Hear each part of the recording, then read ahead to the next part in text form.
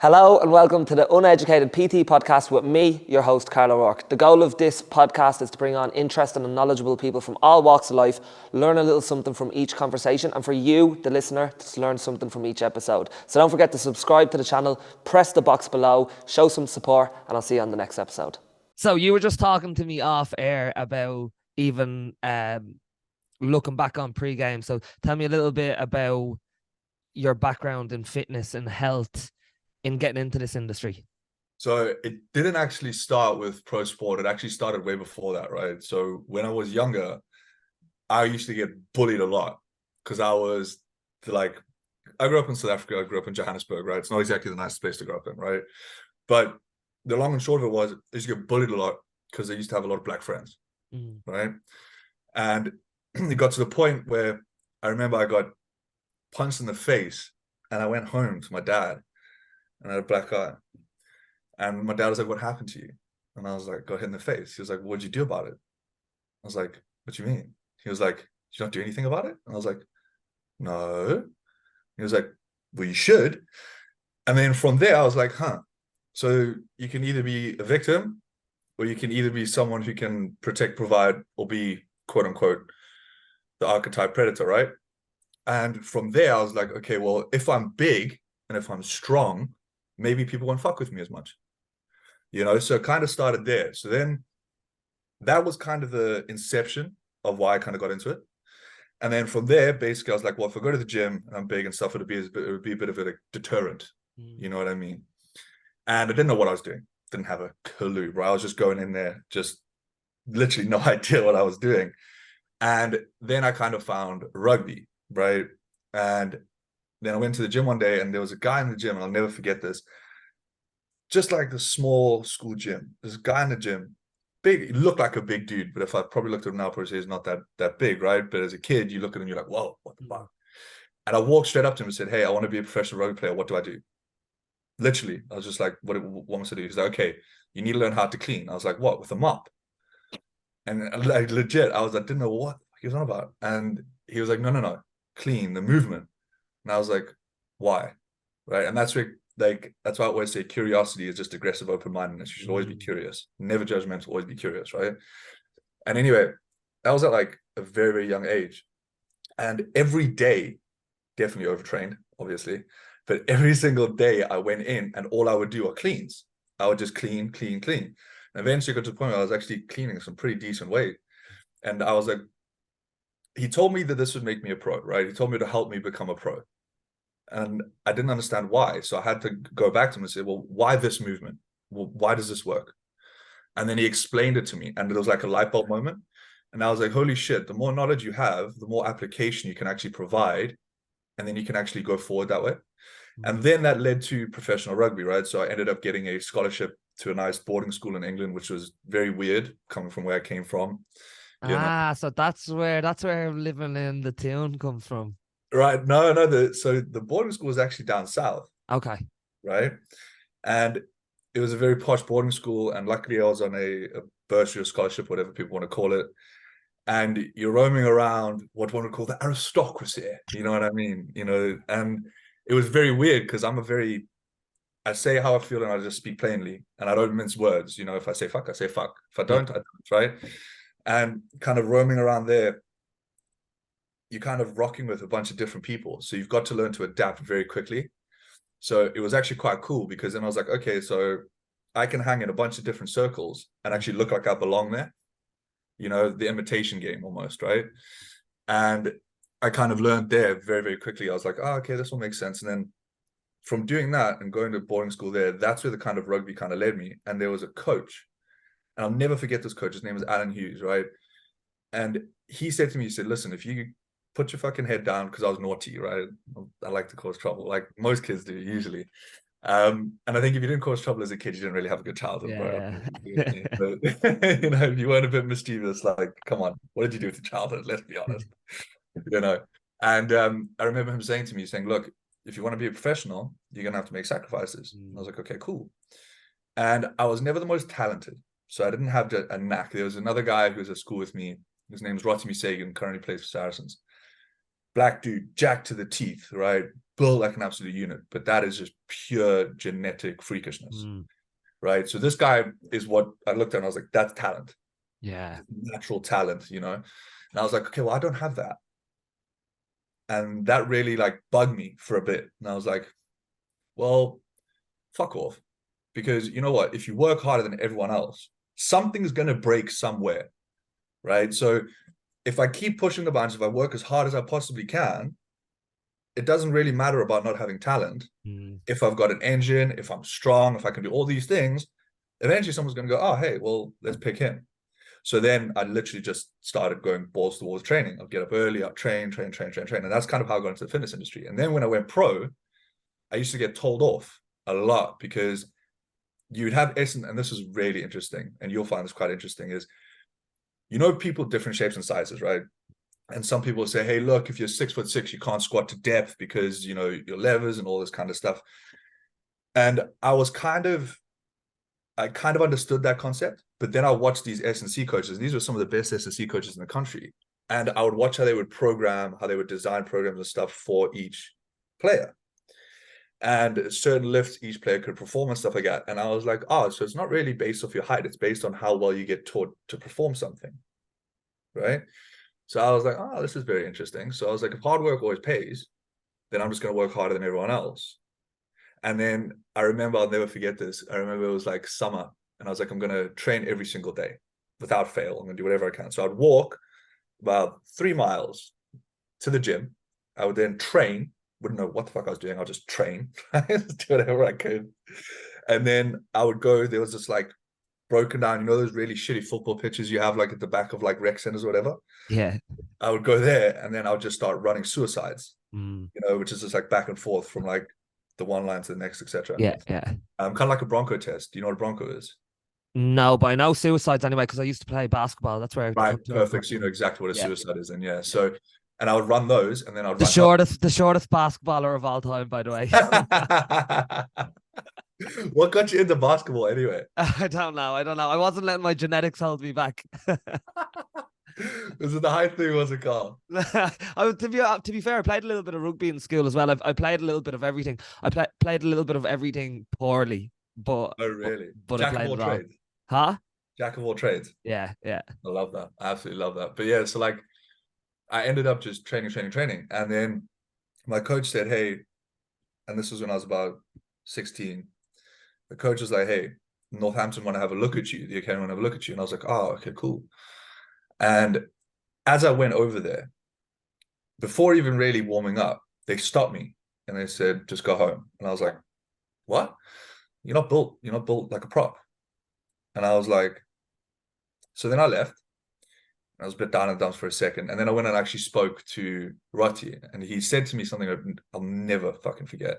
But he was like, if you're going to play pro sport or anything like that, this is one of your biggest assets, what you've got, right? How you look, how you perform, how you play. People are going to look at you and say, hey, he looks like X or he looks like Y. And then they'll give you an opportunity. And that hit me. And that's when I was like, okay, I need to boost the work ethic through the roof. And then training again at school. And then one of the scouts was watching and he said, come back. And then I was like, okay, came back and ended up playing really well and then ended up staying with him. Right. Which was quite nice and almost like a bit of a fuck you too. Because I was like, haha, you want me back? You know, Yeah. kind of. Because some people would take it the other way. Some people were like, oh, fuck them, they don't want me. So then they don't decide to work hard or they decide to kind of shy away. Yeah. So the exact opposite happened with me. I was like, sweet. So they don't want me. Well, you know what? I'm going to work twice as hard because someone is going to take me. I'm not taking no for an answer. I can't. Right. Because when I was really young, right, there's a guy called Piers Schoolman. He plays for Scotland right now. He's their starting loosehead. I was a kid, like a little toddler. And we were sitting having dinner. And I was with my dad, cousins, right? And he walks in and this guy's a unit, bro. Like, I mean, this guy is massive, right? And he walks in and I go, Dad, that's Piers Schoolman, a professional rugby player. And he goes, yeah. And I go, and then like I'm sitting at the table, everyone's laughing, and they all know I like rugby and stuff like that. And I was like, one day I'm gonna play against him. And they all started laughing at me. And I was like, okay. And then I'll never forget, what do you call the husband of your cousin or something. I don't know, whatever that relation is. Like uncle? I don't know. Kind of uncle and I don't know. Yeah, fuck I know it. what you mean though. Yeah, yeah. Like, and I remember him saying to me, saying, if you haven't made it now, you won't make it. And I was like, okay, cool. And then this is what I mean when I talk about like manifestation and stuff. If people don't believe it, you're just misinformed because it's a real fucking thing. If you go on my Instagram, you scroll all the way back, there's a picture of me and Piers Skuman standing together after I played against him at Murrayfield. And I remember playing against him, and I remember we were in the tunnel, and I looked at him, and I was like, and I said to him in Afrikaans, I'm gonna fuck you up. That's like your love language as a South African if you're gonna Yeah. play, right? You know. And he looked at me, and I'll never forget. I literally shattered a brick. He looked at me, good luck with that, and I was like, oh fuck. And then we started playing, and he was an absolute unit, and Yeah. probably one of the nicest guys I ever met. Mm. But to kind of circle back to your point, every single time I was in these professional rugby environments, I used to get told off because I'll be peeping over the S&C coach's shoulders. And I'll be like, so why are you doing that? Why are you doing that? What does this do? What does this do? What does this do? They're like, dude, you're here to play rugby. Like, let us handle this. I'm like, I know, I'm just really interested. Mm. And then I'll do the same with the physios because I always, like, I had all sorts of injuries. I broke my back, tore my calf in half. There's like barely any connective tissue in this left shoulder now and stuff like that as well. And I'd always be peeping over their shoulders, learning from them. And then while I was playing rugby, I kind of started just coaching some of the boys as well. Yeah. Like not rugby coaching them, but like getting them ready and stuff like that. You know, people who are playing in amateur leagues or on loan and stuff like that. And I really, really enjoyed it. And one day I was driving to training. It was like I left the house at like 4:30 to get there for 6 a.m. where you have something called triage, where the physios basically take all their measurements, see how flexible you are, your grip strength, all these kinds of things before you start training that day. And I was on the phone to a friend, and he was like, "Ah, you live in a dream now. You're playing pro rugby." Like, da, da, da. I was like, "Bro, I fucking hate it." And he was like, "You've worked your whole life for this." I was like, "Yeah, I know, and I don't like it." And he was like, "Well, you know what, bro? You've made it. So now if you don't like it, at least you know you've given it everything. So, you know, you can leave with a clear conscience." That's good And then advice. exactly. And then literally a few weeks later, I was like, "Hey, I'm not going to resign. I'm all good." They were like, "What are you going to do?" I was like, "I'm going to coach." And they all started laughing at me. And I was like, "Sounds familiar. Bet, let's go." You know? And I walked out of there. And then my first client was literally ex-SAS with severe PTSD because he actually got kidnapped. He was running private security, got kidnapped on the border of Yemen and held hostage and was actually tortured for like weeks. And that was my first ever client, like one-on-one client. Talk about a fucking difficult. Talk about work experience. Jesus, bro. And it was weird because I'd train him, and because he was SAS, you could just tell him to do anything. Yeah. I would just be like, okay, squat. He may not know how to squat. Teach him how to squat. Okay, do it. And I'd be like, and he wouldn't stop. And I was like, okay, you can stop now. He was like, okay, cool. And I was like, that's like that SAS mentality. But as it progressed, what I noticed was as he was getting physically fitter and he was showing up and so, like, for example, he had such bad PTSD, he would make sure that he drove exactly the speed limit in case he was being tailed. And so, like, very bad PTSD, sometimes would knock on the door, would have like nosebleeds and all sorts of shit, like from medication, or he'd be like walking around like what he would call the perimeter. And he'd be like, I'm like, bro, like, you're fine. But what actually happened was as I was training him, he started feeling more comfortable. So he started talking to me about these things and these problems he was having. And I was sitting there and I was like, I could fucking help this dude, you know? Like, not just physically, like there's some shit I know that I can help him with here. And that's where the like passion began, 110%. Like that's where like I was like, this is what I'm gonna do to the day I die, without a doubt, you know, until I can't do it anymore, really, you know, because then we started having these conversations we wouldn't have with other people about, you know, some of the experiences he went through, you know, like some of them were fucking harrowing, bro. Like one of them was he literally got kidnapped and they stripped him down naked, left him in a dark room. This is for like days and weeks, right? And they would throw in dud grenades, you know. Just be low. Yeah, just be like, yeah, oh, by the way, your whole family's dead too. We found them, they're all dead. You know, you got nothing to live for, you know, all this kind of, and other forms of abuse, you know, physical abuse, you know, and other things as well, you know. And then he started opening up about all this kind of shit. And I was like, fuck, like, what a privilege to hear him actually talk to me about this kind of stuff. I need, it's my moral obligation to do whatever I can to help him move through this. Because he still had PTSD. He was still, pretty jacked up. Mm. So then that started actually happening. And I was like, fuck, I actually really have a knack for that. And then that's kind of how it transitioned. And it just went from there. And just kept. Is that why you went down the road of a holistic coach? For anyone No, that doesn't know. no. So the reason I went down the road of holistic coaching was because of the experiences I had. Mm. So like I've had all sorts of bouts with mental health, all sorts of things, attempted suicide like 4 times, and every single time you always have to list the next of kin and stuff for hospital. I'd always just put my own number with a different name. Mm. So after all these attempts or whatever, I'd wake up in hospital, no one would be around, just be me alone. Mm. And I was like, well, this fucking sucks.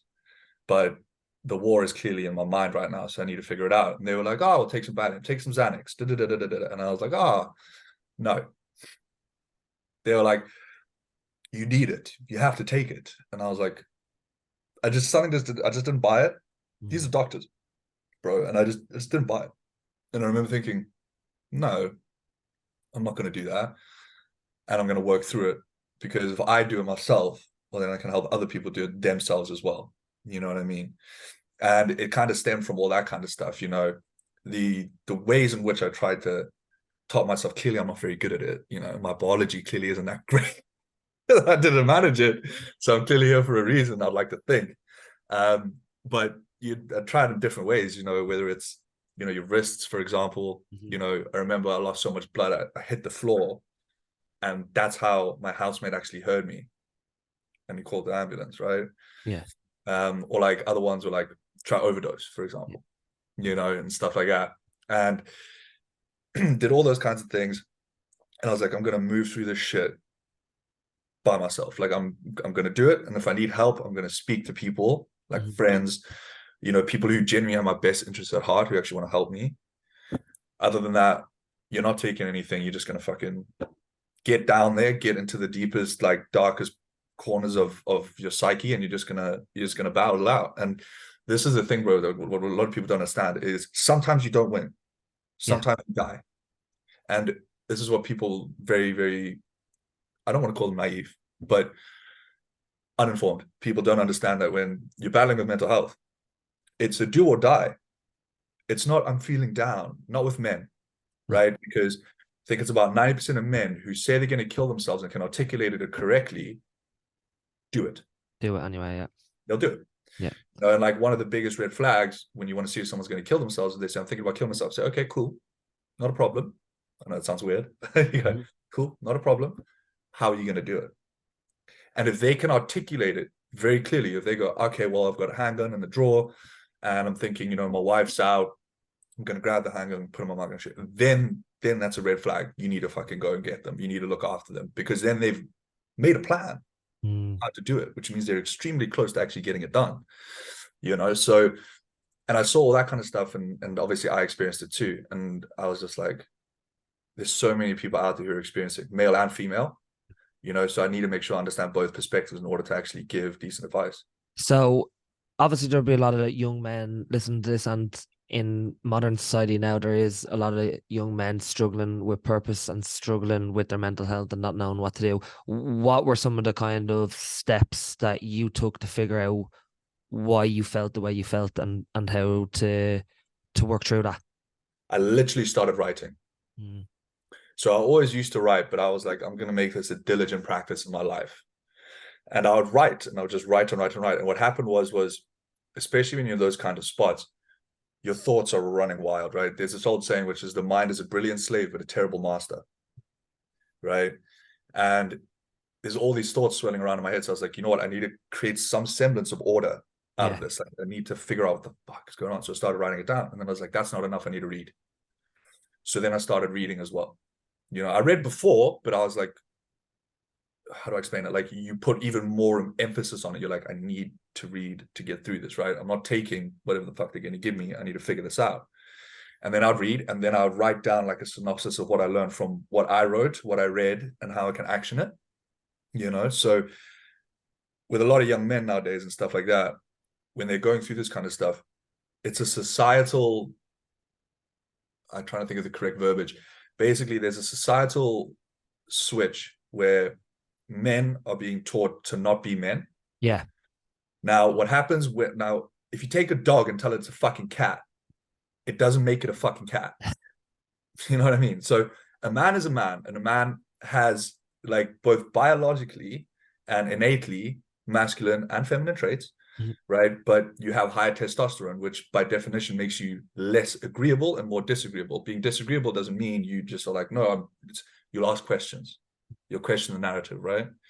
So when it came to stuff like that, what a lot of people don't understand is you've got to be able to go through it to make it. But I always say this because I've had two friends who are both dead now, killed themselves actually. And what people always seem to struggle to understand is it's a battle of wills between who you want to become and clinging on to the trauma that you had in the past. And it's like, well, how am I going to work through this? How do I get through this? And simply put, take action. You've got to do something. Can't just sit there and stew. You've actually got to do something about it, right? And then you take action accordingly. And then what I noticed was if I built a routine, if I trained, if I kept training and I kept structure, everything else can go to tits, but at least I've got some control over something. And that's okay, because then I've got something. There's something there. I don't feel completely like useless, right? And what happens is in society, as I said, there's this feminization of men. Now, what that does is it's like, okay, cool. You want to feminize men? Sweet. You are now basically pushing down their innate nature, right? It's like when you try to train a lion in a circus. Don't be surprised when it turns around and fucking bites you. Okay, so everyone goes, well, how is that the case, Ryan? Well, simply put, have a look at testosterone levels now versus testosterone levels 5-10 years ago. Okay, the feminization of men is a real thing.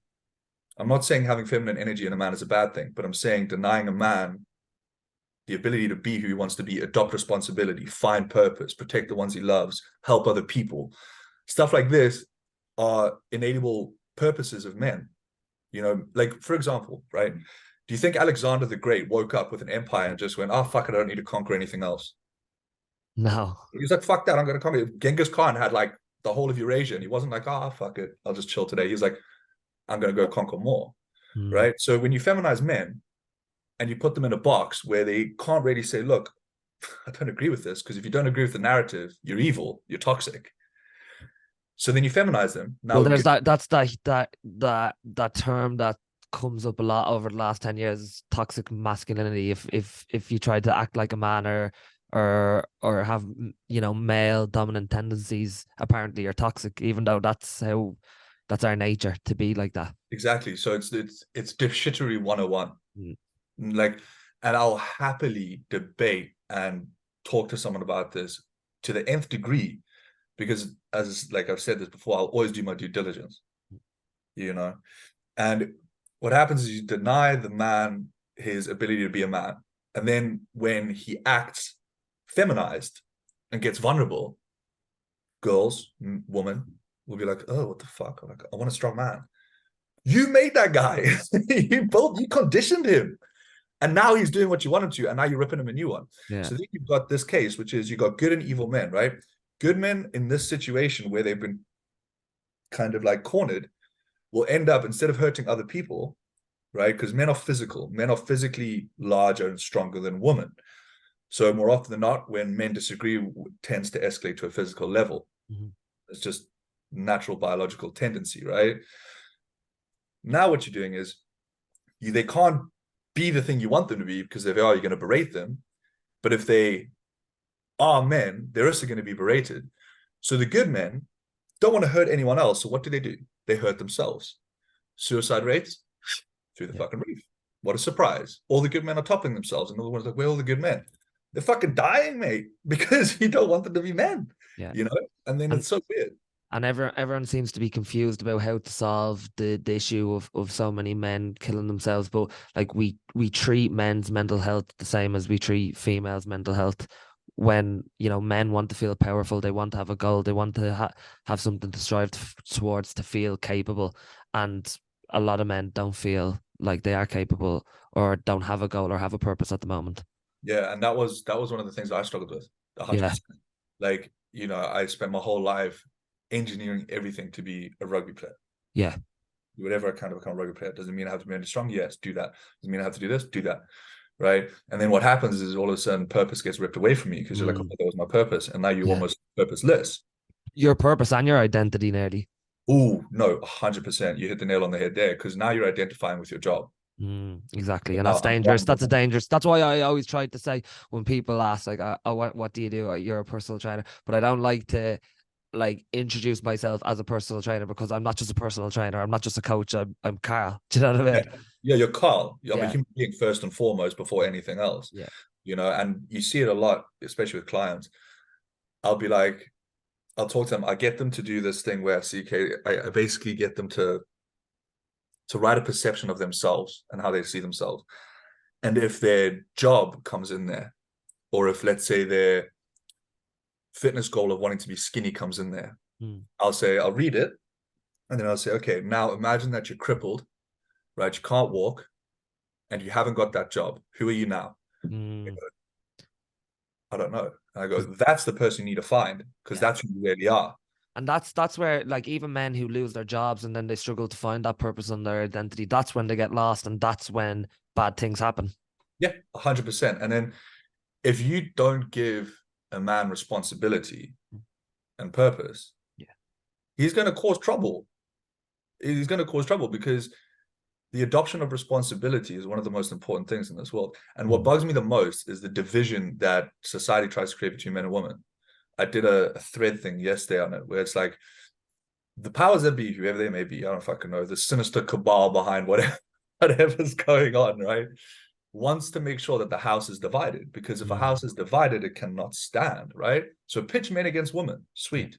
Pitch black against white, pitch race against race, pitch Yeah. religion against religion, because then they can't all band together and go, hold on, well, the actual powers of the people, and we could dictate what the fuck goes on. Instead, let's just war amongst each other, you know? Yeah. Let society burn each other down while we all, stay nice and cozy at the top. We can control that subsector and that subsector. It's much easier now because they don't like one another, so we can polarize if necessary. So we have a side that we can Well, pick. that's the famous quote, isn't it? Divide and conquer.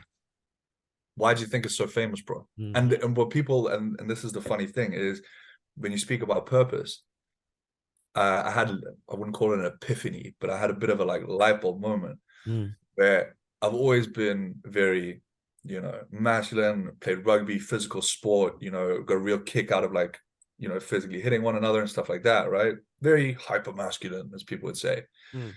And I can't remember this. I think I was speaking to one of my parents, and I was like, I've just realized that if you ever heard the saying, rather be a warrior in a garden than a gardener in a war, Yeah, right? great saying. I love that saying. So I was like, the reason I probably felt so lost for so long, even though I was doing what I should be doing, but the reason why I couldn't derive a very vividly articulated purpose, that I knew I had one, was because I didn't realize that I was a warrior in a garden. Now, if you're a warrior in a garden, does that mean you don't have purpose? Not at all, right? The war that you need to fight is not necessarily the war, in fucking Ukraine or in fucking Israel or wherever it may be. Look on our doorstep, bro. Look at what's going on with men and women. Look at the division. Look at the mental health decline. Look at all this kind of stuff, right? And it's like, well, as a warrior, like in my personal opinion, if you see something is out of balance, it's your job to fix it. And you need to go out of your way to try and do that. Men, women alike, it does not matter, right? And whatever it is, it doesn't matter. No, it does not matter. You fix it and you try your level fucking best. And if you don't know how to fix it, don't bullshit. Go, listen, I'm going to go figure that out. Leave it with me. I'll handle it, right? That is the adoption of responsibility. And that's when I kind of hit that, like, I was like, so I am a warrior in a garden, but I have purpose. You don't need to actually physically fight or do anything of the sort to actually do that. You can just have true purpose. And I see it as like, if you ever seen The Matrix, this has nothing to do with Andrew Tate, by the way, but have you ever seen The Matrix, right? Yeah. Agent Smith. Yeah. Right. That's how I see myself, but the polar opposite. It's like, well, if you look at society and how it's getting divided and broken down, you look at the mental health decline. You look at how people can't deal with certain things in their life, and how stressed and overwhelmed they are. That's why I work with busy, stressed out professionals. Mm. You know, these are people that need help. There's a war being fought right now, and the war is for your mind. Mm. You know, and like, fuck, if there's one place you need to be on the front line, it's there. Yeah. Nowhere else. Can I have I have a question for you? So you even touched on the Matrix and stuff like that. The problem seems to be that a lot of people aren't self-aware that they've been conditioned to a degree. So where do you think that, you seem very self-aware. So how do you think you developed that, or did you always have it, or how do you, instill that into, let's say, young men and people who are kind of just going through life, letting life happen to them? So I never always had it. I had to build it, Mm. because my brother told me when I was very, very young, he was like, you're not like a hammer or a shield. You're like an exposed nerve. And if someone flicks you, your reaction is vicious, and sometimes unwarranted. And I had to think about that for a bit. Because he was right. You know, you've got to acknowledge when someone's right, even if you don't like to fucking hear it. Mm. And I was like, okay, that means I need to breathe some level of awareness. So I had to create this like mind map in my head, which was stimulus, whatever it may be, awareness, response. And then there's stimulus and reaction. Now, usually if there's a stimulus and a reaction, the juice doesn't match the squeeze usually, you know? So when you got young men going through life and they're ignorant to the fact that they've been conditioned, Mm. like, go study the perspectives, not only that you agree with, but do the same due diligence with the ones you disagree with, and understand a broader spectrum of things. I actually did something called the Tate experiment, Mm. right? And I did this with women, and only women. And I wouldn't say anything. I'll just go to them. I'll just go, what do you think of Andrew Tate? Oh, I fucking hate him. Oh, he's evil. Oh, he's this. Oh, he's that. And then some more mature woman, yes, more mature, and I stand by that. We're like, no, actually, some of the shit he says makes sense. So for every person that said, I fucking hate him, I said, okay, why? Mm. They said, I saw this clip on TikTok of him saying X. And I'm like, okay, cool. And I was like, okay, I got some homework for you. They're like, what is it?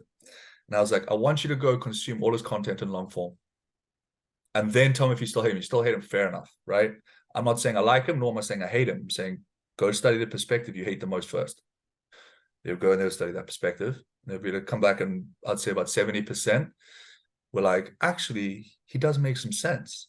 And I was like, okay. So now we're actually looking at things, from like a broader view, Mm. and when men kind of meander through life, you need to adopt some semblance of responsibility straight away.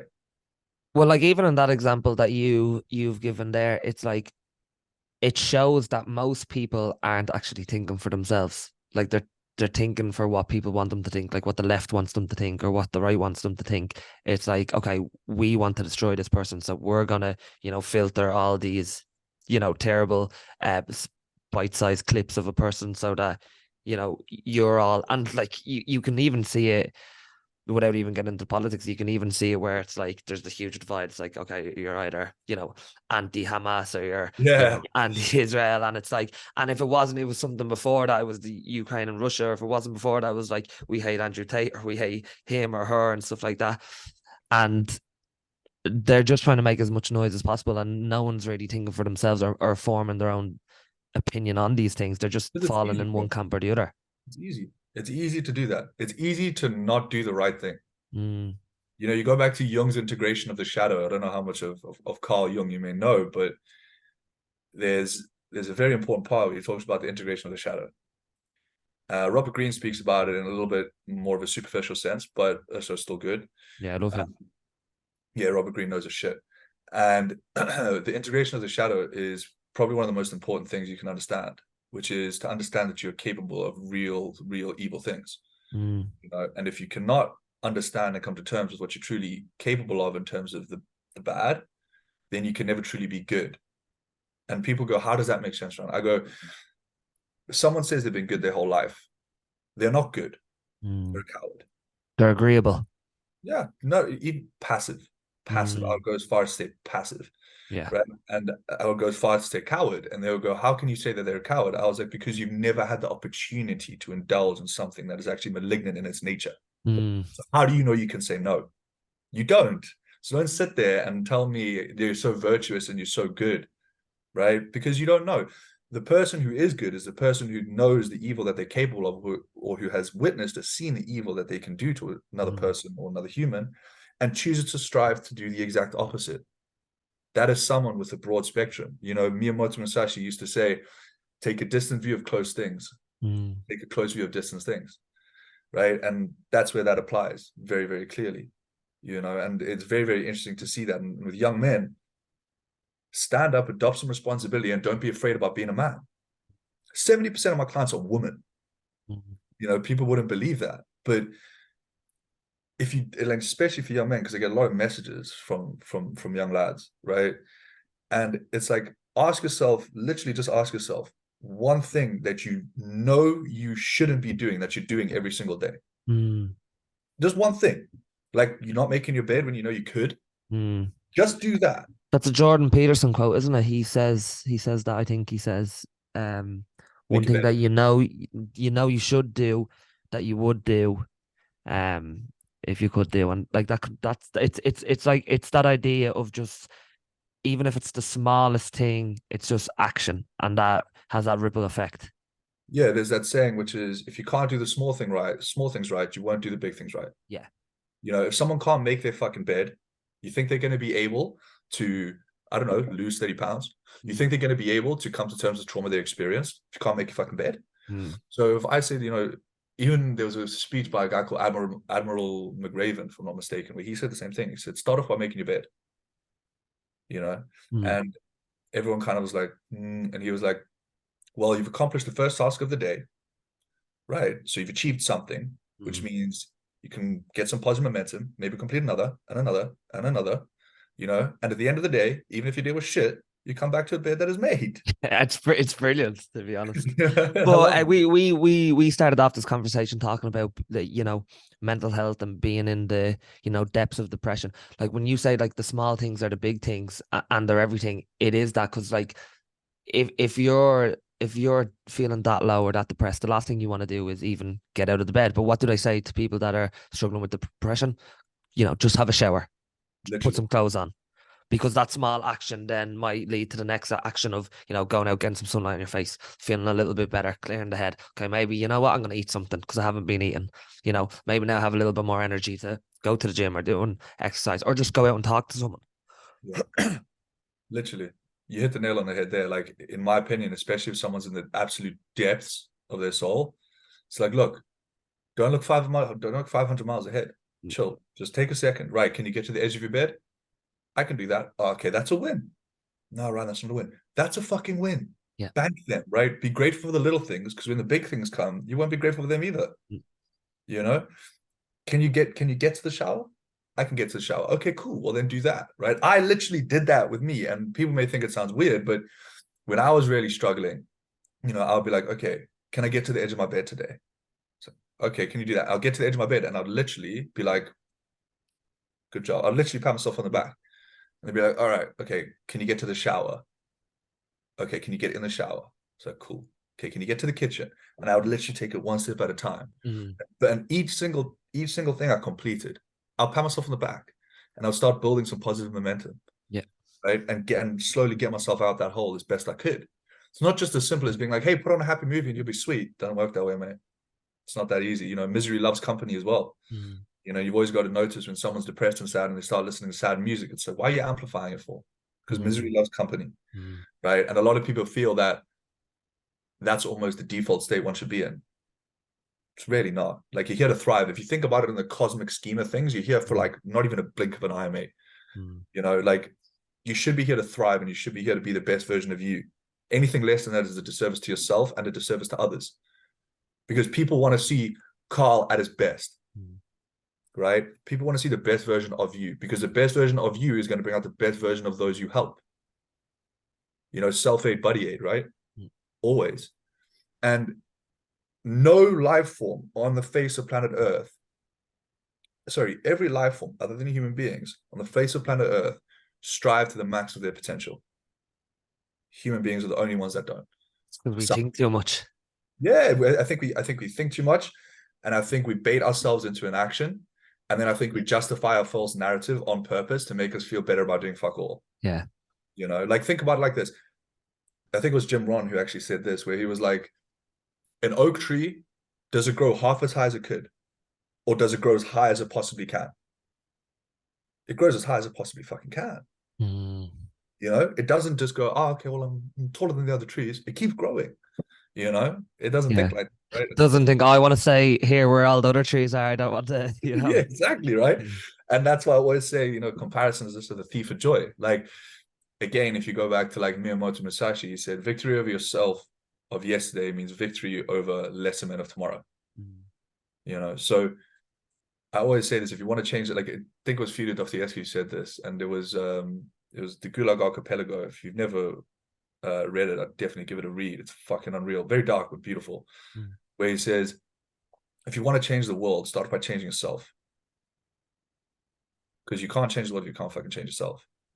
You know, so you see these people who come to us and be like, I want to do X, I want to do Y, I want to do Z. I was like, okay, well, how are you going to do those things if you can't, I don't know, lose 3 pounds? It's not a big deal, right? 3 pounds. Okay. Can you do that? Can't do that. Okay. So then stop worrying about trying to adopt a child from Gaza, right? If you literally can't look after yourself. Yeah. Because then you're putting someone else at risk under the guise of virtue, which is not a good thing. No. You're hiding behind virtue. That's not a virtue. It's its own virtue is its own reward, always.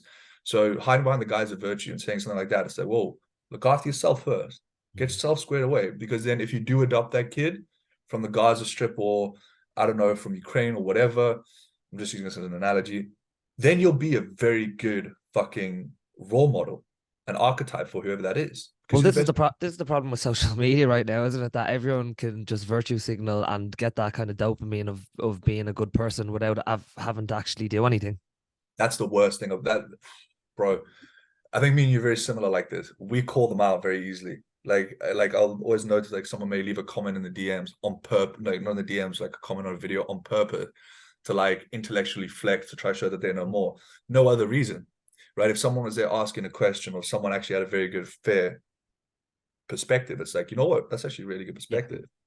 But you'll notice that people will literally just try to tear you down because they can, or because they think that they can, you know? And for years, I never uploaded anything on social media. And then I remember a guy saying to me, he says, you know, all this kind of shit, and you're starving people who probably need this kind of knowledge and understanding and wherewithal. You not posting is hurting other people. What was your hesitation? Because I from listening to another podcast, I remember you said about even if you were more intelligent than people, they were doing better than you because they took action. Yeah, 100, bro. That's the thing is they took action. And when I was told that, bearing in mind I was aware of my purpose, right? I was like, it was literally just like, you know what, you're fucking right. I'm gonna stop being a pussy about this. And these people deserve help. If they're looking at my Instagram, then I want them to look at it and I want them to take something away from it. You know, it'll be very small in comparison to what you get as if you're a client, 100%, but at least take something, of course. You know, and then I was looking because I was like, I'm staying off social media because it's toxic, right? And then I was like, is it? Or can you actually make it positive? Well, let's see. You be the change you want to see in the world, right? So you be positive, you do your thing on social media. So stand your ground, be honest, be authentic, be who you fucking are. People don't like you, so what? You know, if you're liked by everyone, you love by no one, number one. Number two, if you speak to everyone, you're lying to someone. You know, and people don't always understand that analogy, but it's very true. You know, that's why, in my opinion, a good coach has a niche. Because then you're speaking to someone. Yeah, you can't help everyone. Can't help everyone, bro. And if you try, you will fail because some people don't want help. Some people just want to wallow, you know? And I saw social media as toxic and I was like, actually, hold on. And now my feed is just filled with positive shit. Shit. If I wake up in the morning after I go for my walk and have my water and stuff like that, do my journaling, bit of meditation, and I look on my saved, it's just shit that gets me going for the day. It's your diet. It's what you consume. Yeah, it is literally what you consume. Mm. And what this, you help me out here, bro, because I don't understand this. What's the fucking obsession with consuming stuff like Keeping Up with the Kardashians or Jersey Shore or shit like that, I right? don't like. I think about it this way. So like, if I go onto YouTube, I know what I'm going to consume because YouTube's where I would like go for all my like educational purposes and like that's where I want to spend most of my time. But then like if I'm going on TikTok, I know what I'm going to get. It's going to be me literally switching my brain off and just getting that dopamine hit. And I A think of it doofy. like I think of it like my diet, right? I want the majority of my diet to come from things that are going to enrich me, good nutrients, provide me with energy. But that doesn't mean that I can't have a piece of chocolate cake every now and again. Was. But I'm not gonna create my whole diet around that. And I Yeah. would think of it like that in terms of social media. Yeah, there's things that I would watch that like you're not using any brain capacity. If anything, you're probably switching off, and that's fine. But if you have to be self aware, like we spoke about, that's not your whole day. Yeah, you know That's a what? problem. I think you're on the money there. I think you've hit the nail on the head. Because for me, it baffles me. I remember I was speaking to a lass. I stopped talking to her after this, where she was like, we were like chatting about fitness and all this kind of stuff. And I was like, like, and we were talking, and I was like, who do you really like admire? She's like, I absolutely admire Kim Kardashian. I was like, okay. So I didn't just like, be like, fuck this. It's like, Gotta be okay. open minded about it. Yeah. I was like, so why do you admire her? She was like, well, you can't deny she's a great businesswoman. I was like, okay, why else? Well, she's famous. Okay. So I don't get it. Explain. Like, why do you admire her? Because she's famous. She couldn't answer. And after seeing that, I was like, this is someone who is not interested in actually growing. They're interested in consuming. Mm. That's it.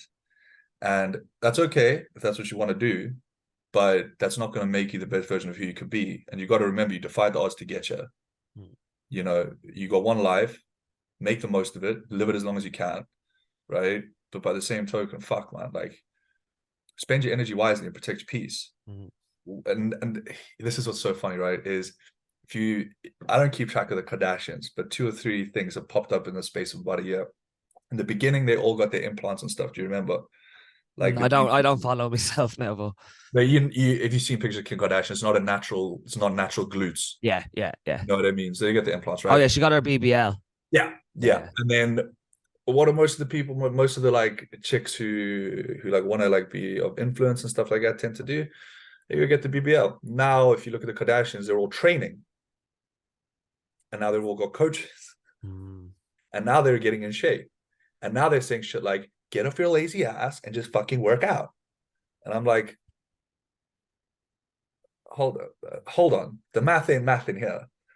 Like good on you for working out, but don't tell everyone else to get off their lazy ass. Bearing in Mm. mind, you got a BBL. Well, the thing is, when people like that have so much influence, like there should be a responsibility with that, and I don't think there really is any responsibility. Like they'll be a different person or have a different message every day of the week, Yeah, depending on it suits the narrative of the life they want to live at that time. So it's very dangerous for people to, you know, look up to people like that when you don't know if they're going to be someone who wants to train one week or just wants to get a BPL the next week. that's what I mean, bro. And like I think you hit the nail on the head. I think with more power comes more responsibility. With more power doesn't come less responsibility. Mm. And if you see it that way, you're gonna inadvertently, as a byproduct, affect people in a negative way. Mm. And that's not right.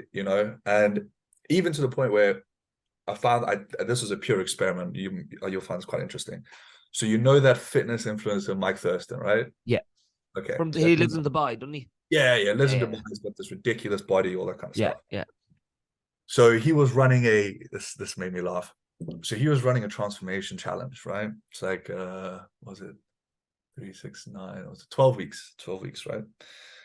Cool, not a problem. It says use the Thirst app, okay, and do whatever we tell you to do. So in other words, do it, or you fail, basically, right? And the price for entry was about 10K, something like that, something ridiculous. And I did some digging, and literally he would just put, I don't give a shit about saying this either, would just put his split and what he did for everyone, give them all this like meal plans, male, female, what's your weight, what's it, these meal plans, follow these. If you fall off the wagon, by the way, you get a call with him once every, I think it's like a month, and it's lovely. like a 50-minute call, right? But even that, okay, that's okay. That's not too big of a deal. But he's like, okay, do it this way, do it the way I'm doing it. Da, da, da, da. No checking in on the client. Hey, yo, is everything okay? Like, can we? But people are paying 10 grand for that. Crazy. Which is like, so how do people see quality? Through popularity? I don't get that, you know? And that's where that actual quote from the last podcast came from. Is you see someone like Mike Thurston, who's so famous and stuff like that, and I say, you know what? Why the fuck is he in that position and I'm not? I'm not saying I'm better than the guy, but fuck, I definitely will do more for my clients. You do more for your clients than he would, 110%, right? We're there for them all the time, as much as we can be, as long as we don't completely empty our cup, because then we're not going to help them. We're actually going to hinder them. Yeah. And I was like, it just didn't make sense to me. And I was like, okay, so popularity over quality, that can't be something that is going to be continuous. Surely not. Well, the problem is with the fitness industry in general is that the people that are willing to pay that or get caught by the trap of popularity of their famous influencer who has like a 1 mil following, like they think when they sign up to them, they think they're paying for them, when essentially it's, a meal plan, a PDF, go on your way. You'll never hear from that person. Yeah. And it's only people who are kind of deep into the fitness industry, like normal coaches, that understand that, you are not going to get the service you deserve going for that, where you would be better off going to someone that, you followed, you trust, and, isn't as popular, I'd say, because you're never going to get the attention to detail that you need from someone like that. It's just not going to happen. Popularity is not an indicator of quality. No. And I find this very interesting. And I don't think it can't. I don't think that it can't be done. I think it can. No, be it can. done. 100% it can. Yeah, but it definitely but can. it all, like we touched on, it takes an element of responsibility from that person who is in that high influence. I couldn't agree more. And like, I think if you keep and this is why I'm so hell bent on authenticity, integrity, and honesty. Because there's so much snake oil in the fitness industry, so much scaremongering. There's this ex-bodybuilder who's like, don't eat oats, they'll kill you. Bro, shut the fuck up. They won't fucking kill you. Yeah. You'll be completely fine, right? You're not going to fucking die. And you don't need to have 12 eggs at 1 p.m. That's not better. No. You don't know. Like, how does he know that that's going to be better for the individual? He has no fucking idea. I don't think they really think that. I don't think in their head they have a concern of whether they're helping or people or not, or if they're causing people more food anxiety or not. I think they're just sole focus is to be clickbait and to get views and to get attention. Yeah, because and this is the other point I was going to make was, for example, on Instagram, right? If I post a picture and I haven't got my top on, way more likes yeah. than if I posted something that's educational, actually inspiring. Yeah. Not because the one was shitter than the other, but because popularity seems to breed awareness.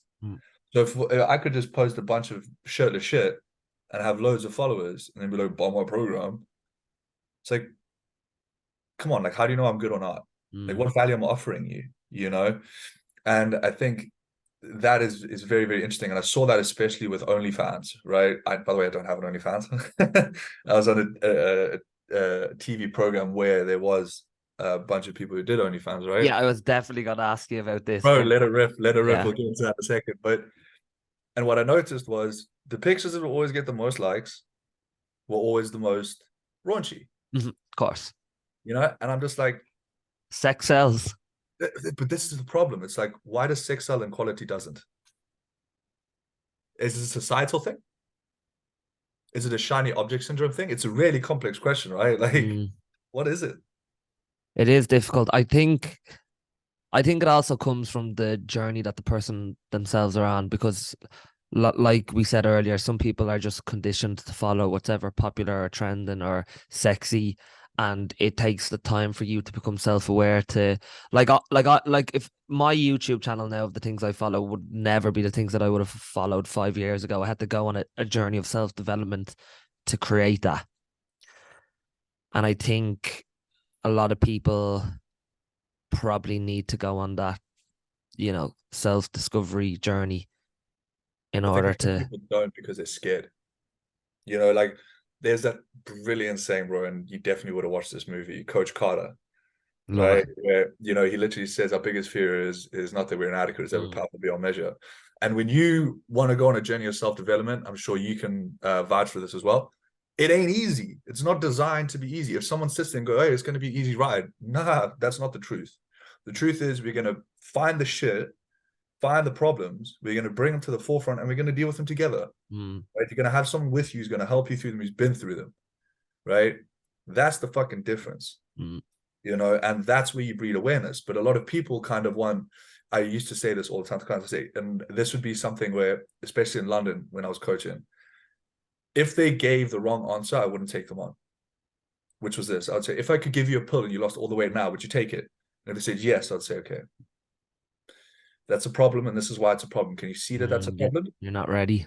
Yeah. And they go, no, I can't see that that's a problem. I'll go, cool, you're not ready. Mm. Okay, you're not ready. Because it's not about what you get, it's about who you become in the process. Exactly what it is, bro. The process is the actual end result, and the end Yeah, result is the byproduct of who you become in the yeah, process. yeah, And if you want to be something, you have to firstly become the person who's willing to achieve it. If you cannot become that person, you will not achieve that thing. yeah, It is that plain and simple. You want to be a good coach, you best be clued up on how to coach. You best make yeah, sure you check with your clients. You best make sure you do your fucking best every single day as often as you can. If you have a bad day, get back up, you get back on the next fucking day. yeah. Right? And you're almost killing the person who you are to become the person that you want to be, and some people don't want to do that. And you can't drag your old behaviors and actions behind while you try to become that new person. No, it's like having 1 foot in the past, 1 foot in the future. It's like you're Yeah. not going to move anywhere, bro. You need 2 feet to walk forward. Mm. There's that. Have you seen that story where Tom Hardy calls Bronson Yeah, yeah, yeah. and he talks about the floods?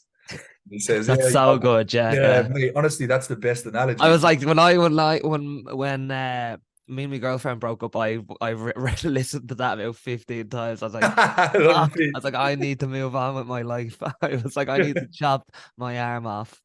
It takes time though, especially when you're moving. For the listeners that haven't heard it, narrated there. Narrate what? Oh, the quote. Yeah, the quote. Yeah. So basically, Bronson, Tom Hardy's filming Bronson, the movie, right? And he just broke up with his missus. Anyway, he calls. No, Charlie Bronson actually calls Tom Hardy. Yeah. Tom Hardy sees it and he goes, "Oh fuck!" And picks it up, and then Bronson goes, "Tom, I got you." And he goes, "Yeah, you're right, mate." And then he goes, and then like Charlie's talking or whatever, and then if I'm not mistaken, Tom's like, "Oh fuck it, I'm just gonna tell him what's going on." And he Yeah. tells him, he says, "Listen, look, I just split up with my ex. I'm not feeling that great." And he goes, "Tom, do you remember the floods?" And he goes, "Yeah, yeah." He goes, "You remember that kid from Oxford who got his hand trapped in the grate and the water kept rising and rising and rising. Eventually he drowned?" And he goes, "Yeah." And he goes, "Well, that wouldn't have happened to me." I fucking love that fight. I know, so good. I'm so good at it. And then he goes, "Oh, right. Yeah. Why?" And he goes, "Because I would have said, cut it off. Nah." What I'm trying to say is, Tom, what I'm trying to say is that sometimes you have to cut a piece of you off in order for you to grow. Yeah. Something along those lines. That's spot on and so powerful as well, because it is sometimes we hold on to the pain that we have for whatever reason because it's all that we have left of that person or that event, or so it's difficult to cut it off and let go. This is the problem is what, and I always try to tell this to people, is what hurts instructs. Okay. And the reason why people tend to hold on to the pain is because it's familiar and it's the closest thing you have, because it's the most recent event, the closest thing you have to being close to that person. Mhm. But if you cannot So this is one thing I always say is never jump from one relationship straight into another. Yeah. Give yourself space, because you need to do a self-assessment and go, okay, where was I an asshole? Where wasn't I an asshole? Where was the other person an asshole? Where wasn't the other person an asshole? What do I need to do to make myself a better partner for the future person I'm going to be with? Until you've developed that, and until you've built on those blocks, you are not in a position to jump to another relationship. At least that's my perspective. Other people can disagree, but I've seen people jump from relationship to relationship and they just carry all that same baggage from the past relationship into the next one. Yeah. They project it, like almost like projectile vomiting it onto that poor fucking soul who's like, what the fuck did I do to deserve this shit? Yeah. And you know what? It's actually not the person who's projecting its fault. The fault actually lies in the fact that they didn't have the self-awareness to understand that they need space. They need solitude to grow. You know, when people go, I feel lonely, I just say, look, solitude gives you space to grow. The reason why people feel lonely, partly because of, you know, lack of human interaction, obviously, but also because a lot of people, especially now, if you look, so the currency is not money, the currency is attention. When someone is alone with their thoughts, that's super scary, because they very rarely in this day and age are now alone with their thoughts. People can't even go to the toilet now without having their phone on them to distract them. It scares the shit out of them. And I've noticed this because I went to Croatia and I left my phone and my earphones in England. I had to have my fucking laptop, right? And I was like, what the fuck am I going to work? It was so annoying. And it was the best thing that I ever did. The best mistake I ever made. Yeah. Because I was so present and so in the moment. I wouldn't even need to have taken pictures, and I could remember everything beautifully and vividly. And I met people out there because I didn't have earphones when I was chilling on the beach. People talk to you, yeah, you know, and stuff like that. It's just the problem is you're in a society now where the currency is not money, the currency is attention. If the currency is attention, and you feel that you are not the person you could be, pay attention to the people who are trying to make you better. In whatever way that looks to you, do it, right? And if you're not sure, ask someone who's not someone who is going to be subjectively biased. So I always say this to people, say, look, you're going to have someone hold you accountable. Can't be a family member, can't be a best mate, because when shit hits the fan, they're not going to tell you what you need to hear. They're going to tell you probably what you want to hear. And they may fluff it a little bit as well and be like, hey, it's okay. No, it's not okay. You're better than this, man. Yeah. And even if they did try to have an open and honest conversation, which is sometimes you won't let yourself hear it when it is a friend or a family member as well. Yeah. And you want to know what? Like, a lot of the time, it's very hard to have those conversations with family members because they get so upset. They're like, I remember having a conversation with someone I really, truly loved, and I was going through a really dark place. And like scars on my wrists and all that kind of stuff. And Misery Loves Company, I was playing like Juice WRLD or something. Bless her, shame. She tried so hard. She was like, to tell me what's going on in your head. I was like, you really don't want to know. She was like, no, I do. And the first thing I thought was, the maternal instinct of a woman is to care, but she doesn't understand the darkness that a man is facing in his own mind. She's not prepared for what I'm about to tell her. And what's going to happen is, so it's not just going to be me breaking. She's going to start to break. She's going to start to get upset. And then I'm going to have to look after her. Because that's your fucking job, right? It's your duty. You have to make sure you protect those that can't protect themselves, or at least try. And if they want to protect themselves, more power to you. Go fight on the front lines with the boys. Go for it. All the feminists, grab your guns, ladies. Off you go. Fucking do it. Go on then. You guys want equal this, equal that? Fucking go for it. You want to get it. Go work down the mines. Yeah, dude. Like yeah. Sorry, I'll finish this point, but then I'll tell you about something else in a second. But she said, just tell me a little bit, and I told her just the smallest bit about what's going on in my head. Burst out into tears. Yeah, and I was upset because I was like, you see, this is why I can't tell you these things. It's not your fault. It's just you can't handle them.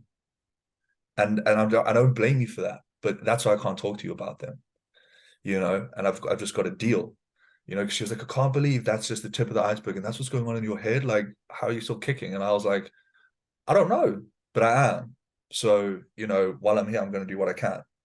You know, and that's a really good example of what it can really be like when you're a dark hole, you know. And you got to be careful, because she's so emotionally invested, she can't give you clarity in terms of she can't give me any advice that you need. No, what I needed was someone who was objective, yeah, and was literally like, okay, tell me what's going on.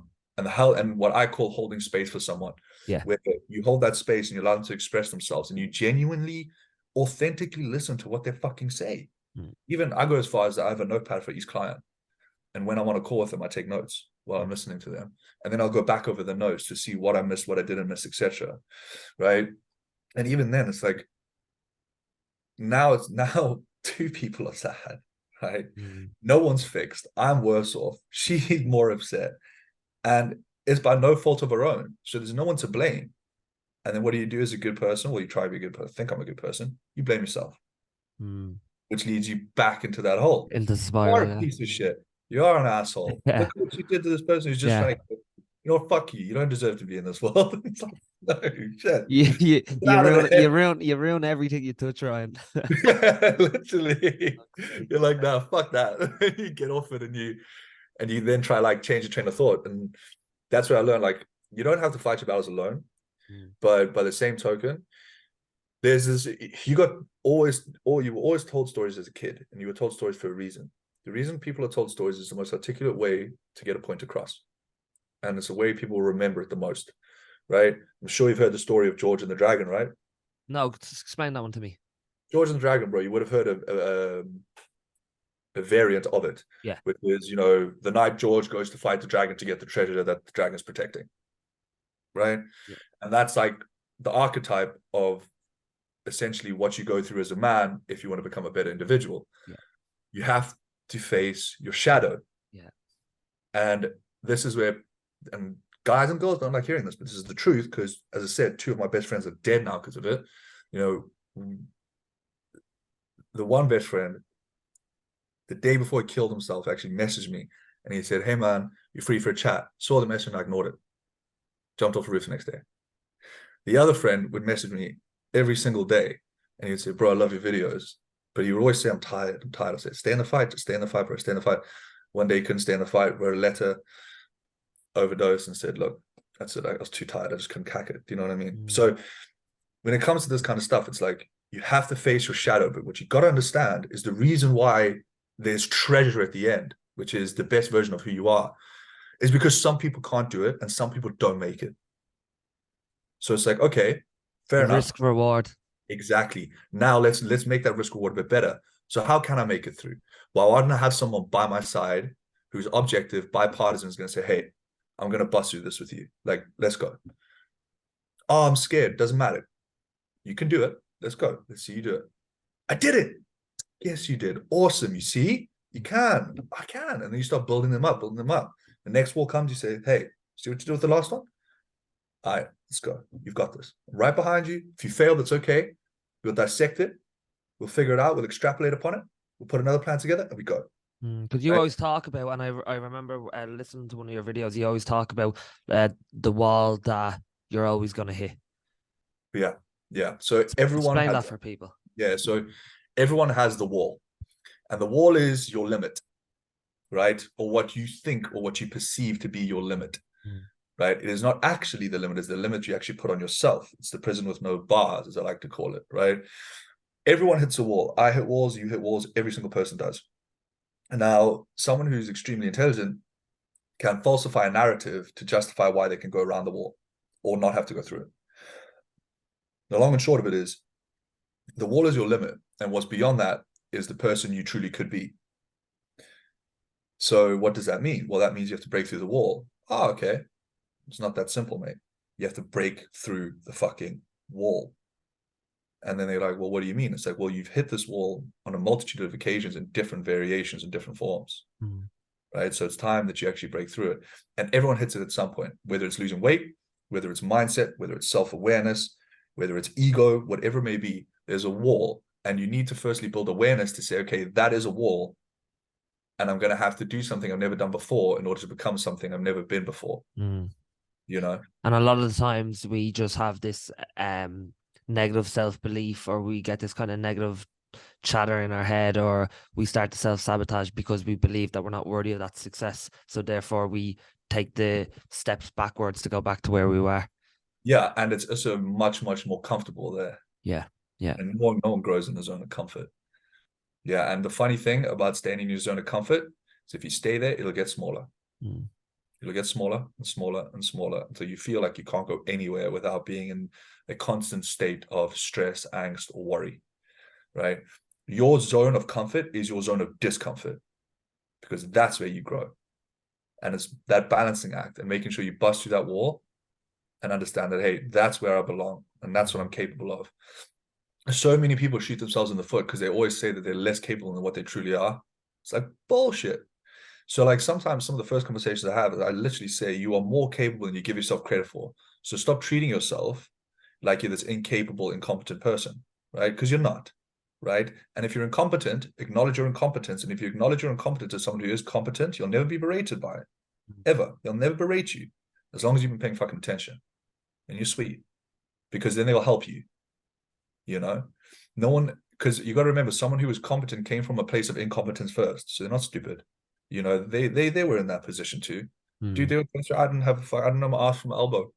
You know, and all it took was one or two guys who and girls who were genuinely like, hey, you can do this and you can do that, for me to be like, huh, why am I not doing that?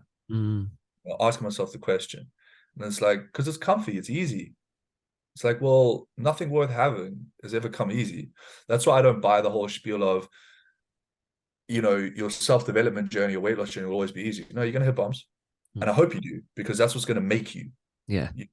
And I don't want it to be this simple, smooth, like, oh, it's super easy. Like, no, I want it to be a little bit tricky. I want to push Well, if it was easy, it wouldn't be valuable. Exactly. And that's why I always say having a good like physique, or at least being in shape, or at least understanding the physiological makeup of the human body is in of itself a symbol of an individual who has a variety of traits that people want. That's why, you know, people in shape or people who understand how to get in shape are so sought after.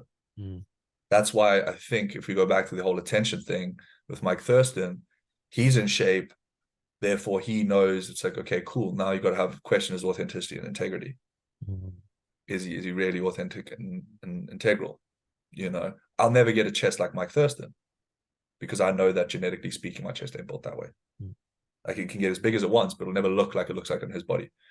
You know, so when someone says get a physique like me, you're not me. You won't. It's amplify and get the best physique you're capable of getting, and believe it or not, it's phenomenal. So why not try that? And believe it or not, along the way, you're going to build a fucking mindset that's going to be impenetrable and unbreakable. And that's a beautiful fucking thing, you know? And that's where a lot of people tend to fall. It's like they want the blue pill straight away. It's like, oh, if I take this, I'll be like, no, can't work that way. And it doesn't work that way for a reason. You know, you've got to actually put in the due diligence, and you've got to want to invest. You've got to want to invest in yourself. Otherwise, good luck. You know what? That just brought me onto a point, and it took me back to when you said that you wanted to walk away from rugby, but you know, you had no regrets, so it was easy to walk away because you put all the work in that you needed to do and you achieved what you wanted to do, so it was easy to walk away from it then. And I was just thinking how that's very similar to, you know, the people that look at Mike Thurston and other people and look at them and think, oh my God, I want to be in that shape, I want to look like them. And, you know, they'll never look like them because they don't have them genetics. But like for someone like me who, you know, wasn't blessed, what didn't hit a few of the genetics on the way down at the tree, but I'm okay with who I am and how I look, because I know that I still work hard regardless. Yeah. And I think if you can work hard on yourself, then you can, you know, be content with who you are and how you look. Or you can be content with walking away from rugby because you know that you put all the effort in that you want, that you could. And I think that's what, like you talked about hard work. It's like hard work can make up for a lot in terms of not being blessed with genetics or not being blessed with this life or, you know, this house or this, you know, family with money. It's like, because if you work hard and you don't leave anything on the table, like you can be okay with that. But the problem is a lot of people don't work hard enough, and that's why they sit there on the couch looking on Instagram at people like Mike Thurston and saying, I want to look like that. Exactly, bro. And like, that's what I always say. The only person you're competing against is your fucking self. And it's not your future you, it's who you were yesterday. That's it. If you were even 1% better than what you were yesterday, you're winning. Progress is progress, irrespective of the increment. I've said this a million times, right? And at the end of the day, if you were better than the person you were yesterday, you're on the right track, because by the end of the year, you'll be 365% better. Mm. You know, you fall down, so what? Get back up, back a negative instance up with a positive one. And let's keep going. Let's keep pushing, right? Strive to be better than what you could be. And that's all that matters, right? It's not necessarily about like how you look, right? It's about, hey, am I giving myself the love I deserve by doing myself justice? Mm. It's a form of self-love, bro. And the opposite of that is a form of self-sabotage. Yeah. It's like I'm gonna literally Achilles heel myself on purpose, so then I have a reason to say, oh, I couldn't do it. Yeah, I was right. I knew I couldn't do it. Yeah, exactly. I have control back now by failing. It's the not the illusion, the disillusion of control. It's you're going backwards so you can justify not going forwards. Yeah. Why do that to yourself? Why do that to the people you love? You know, because if you love yourself, right? If you genuinely love yourself, and the only way you can truly love yourself is if you truly strive to be a better version of who you are. That in and of itself is an act of self-love, right? When you do that, you become the epicenter of change in the microcosm you exist within, right? So for example, and you can vouch on this as well, let's say you change a client's behavior to better serve who they are in relation to their goals and their mindset or whatever it may be. Have you noticed, and I noticed this, for example, if you say, hey, I want you to go get X amount of steps in, it'll be really good for you, not just from a physical standpoint, but mentally as well. You're getting out, you're getting about, etc. Right? They start doing this in the beginning. What's going to happen is people are going to be like, oh, no, you don't need to do that. You don't need to do that. You don't need to do this. It's okay. Just have that, just have that Chinese and that Domino's in the same day and all that kind of stuff, right? And I said, if you hold your frame and you hold tight for a period of time over 2-3 months, those same people are going to go, hey, can I go on a walk with you? Why are you journaling? And that's what happened when I was actually filming in open house, right? Is I went in there and the only thought I had was, I'm going to be unapologetically me, which meant I didn't get a lot of camera time because they would always try to push you into doing shit. Yeah. Like, Ryan, do this. I was like, no. They were like, no, like, you get more screen time. I don't care about screen time. So the point I'm making is I would come in the morning and I would journal. And in the beginning, all the residents were like, huh? What the fuck? And these are people from various walks of life here, Carl, which was so cool because it gave me such an understanding of relationships, like a ridiculously deep understanding of relationships, which I'm very grateful for. For anyone listening that doesn't know what open house is, explain what open house is. So open house is basically, it's called the Great Sex Experiment. Now, what basically happens in open house is couples come in and they want to explore the concepts of polyamory, swinging. It could be anything, any kind of, whatever your kick is, whatever your kink. Thank you. Whatever your kink is, right? You can explore in a space that is safe around people who are also sexually very liberal. Yeah. Very open. Yeah. And actually, a funny story about that is what I noticed was those relationships were more high functioning than monogamous ones. I bet, because they probably have a lot of communication around. Hit the nail on the head. Yeah. It's communication, literally communication 101. And now I can like forthrightly say monogamy can work perfectly if communication is there. Yeah. But it has to be an open dialogue where I can say to the missus or to the mister or to whoever, I can be like, hey, look, I'm having these thoughts and feelings about wanting to do this. What are your thoughts and perspectives on it? Like, is there comments you can come to, or like, can you help me satiate this desire? Or, and all of a sudden relationships work, right? But going back to the journaling thing, in the beginning, everyone was like, oh, what the fuck are you doing? And then at the end, everyone was like, hey man, so does that shit really work? Like, what are you journaling about? Like, can you show me how to do it? I'm like, yeah, of course. Like, come have a look. You know what I mean? And that's what I mean by holding your frame. And first they laugh at you, then they ask you for help. Yeah, of course they do, bro. Like, it was funny. I'd get lots of knocks on my door, and I ended up just like therapizing so many people because they would talk to me about their life and some of the struggles they have, and I would cross-reference that with some of their kinks and things like that, and I'd see how they would like, the typical psychologist in me. I was just like, I want to see how this all works and how this all melts together, and how various people see these various things. And some of these people were some of the most down-to-earth, kind, open-hearted, nice people I ever met. And before I went on there with the preconceived notion of, swinging, like a swinger must be some fucking weirdo, or like, they must be like, they must be all these fucking lunatics. Yeah, and they're fucking not. And you want to know what? Some of them are more clued up than us. Yeah. And if we carping on about relationships, I'll give you a really good example. Is I did this social. I love doing social experiments. It's like one of my favorite things. I started when I was about 16, and I haven't stopped. And I would do this social experiment in this house, right, where I would speak to every single resident. And you'd always speak because you live together, right? And you couldn't really go on your phones often and stuff like that. And I would try get as much knowledge about their life as possible, and then cross-reference it with where they are now and how they got there. To kind of understand, okay, is this a nature nurture thing? How did this come about? Was there a trauma that triggered this, or was it not? Or was this just the way people are? And you just see how effective these people are at communicating.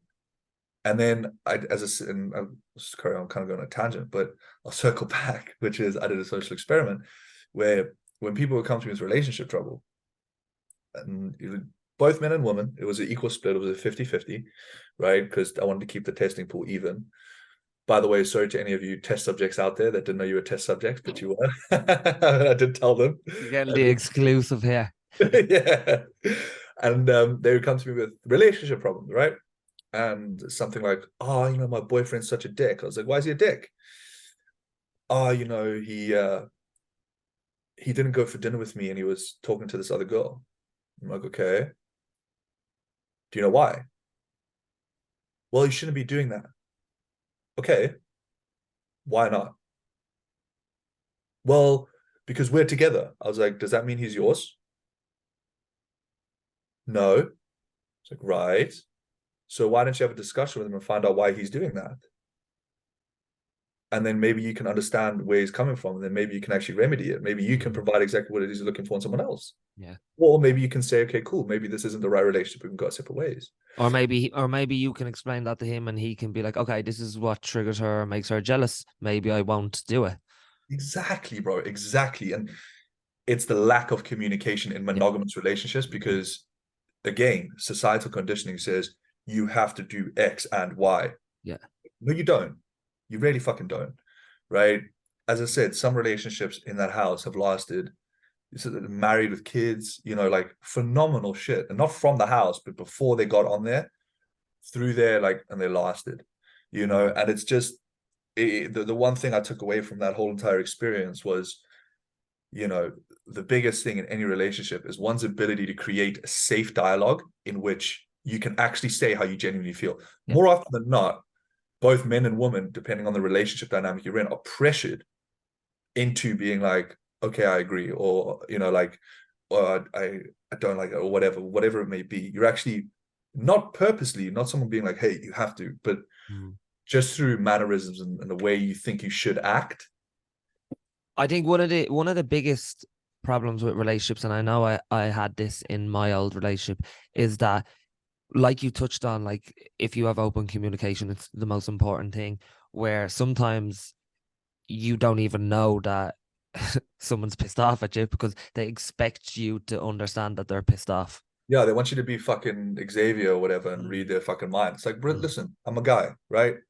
And the majority of men, in terms of statistically speaking, women are more emotionally intelligent than men, and men are more logistically inclined, right? So if I'm talking to a guy, it's like, these are the facts, bro. This is what you're doing, this is what you're not doing. With a woman, it's like, okay, how are you feeling? I'm feeling like, let's talk about that, right? And I learned that a very long time ago, right? And I also learned that you don't say but you change but with and, right? You don't say but, because then if you say but, people immediately assume that something bad's coming afterwards. And rather than but that's just like NLP shit. I'm just being a bit weird. No, that's a good one. Yeah, but you'll find like these relationships require a dialogue that so many people are uncomfortable with, because they're not willing to actually look at themselves and say, hey, maybe I'm the problem. Like, I can admit, in my first relationship, when the first time I was ever in love, I was the problem. I was the issue, and I ended up driving the person I loved towards a guy who used to be a friend, because I tried to stop it.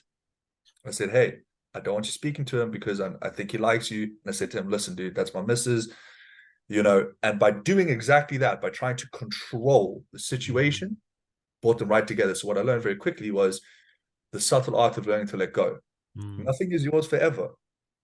It's that plain and simple. And you're never really in control. You can't be in control of other people's actions. That's the point. That's the point. It's like, if I'm in a relationship with Carl, Carl does not own me, and I do not own Carl.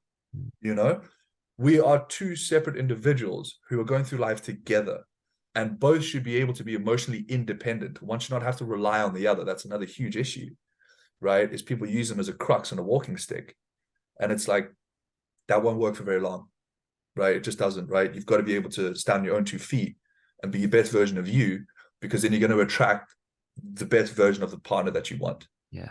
And the problem with control, it comes from probably a fear of losing.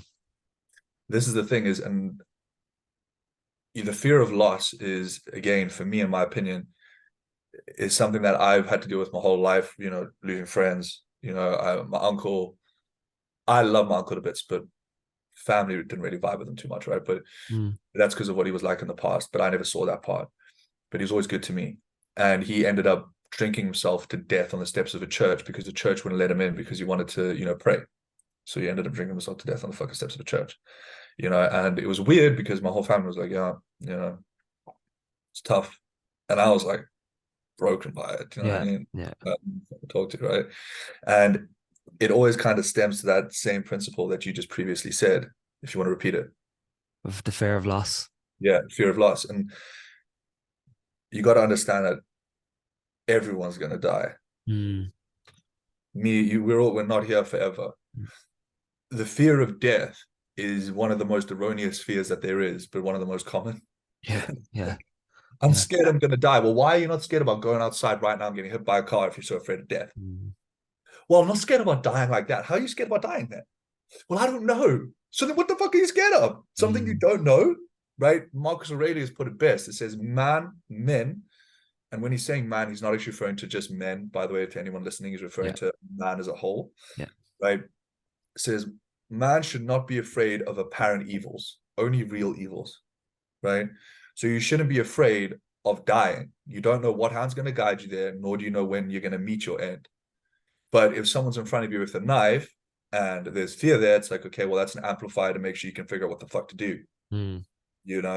So it's always down to that whole like, that's coming back. That's really coming back to being present to what's in front of you rather than thinking about what's 5 years ahead of you. So many people don't know, nor understand, and nor can be present now.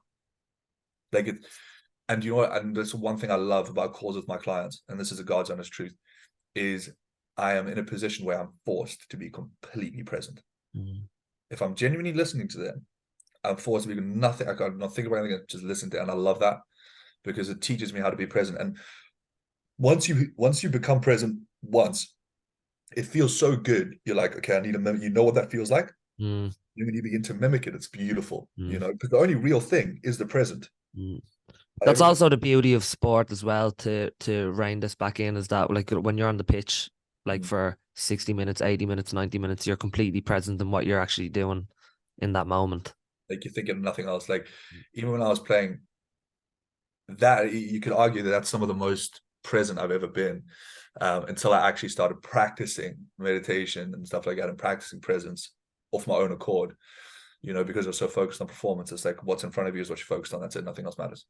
And you become so present, and you don't realize how high functioning you actually become when you are. Even if you're working and you're focused, they call it a flow state. I call it presence, right? That's where you're focused on the task at hand. Nothing else matters, and it just alleviates so much stress because, again, you don't know what the future holds. So you could be worried about paying your taxes at the end of the year, but you could be hit by a car tomorrow. Everyone goes, well, that's dark. No, that's the reality of the situation, right? And then you go, well, the past isn't real either. It's like, no, but it's a great, great idea to have a little look at what happened, but not to live in it, right? Depression usually stems from things in the past, anxiety, things in the future. Yeah. There's usually the schools that they fall in. You got your outliers, of course, but usually those are where the schools of thought usually fall into, right? And that's why I say, look, you're not your past, nor are you your future. You're the person you choose to be through the action that you fucking take every single day. That's the person you are. You're a sum total of your actions. Because I can think about the past, right? But is it going to change it? No. right? If I take action on my thoughts of the past in the present, then I'm a sum total of not my thoughts, but the actions I take. Mm. See what I mean? So your thoughts help you kind of dictate your actions, obviously. It's like neuro fucking science 101, I guess. Neuroscience for dummies, I'd call it, right? And in that situation, you just got to understand that presence is like the be all and end all, because it's the only thing that actually truly exists. As esoteric as it sounds, and it may go over some people's heads, it's the actual truth.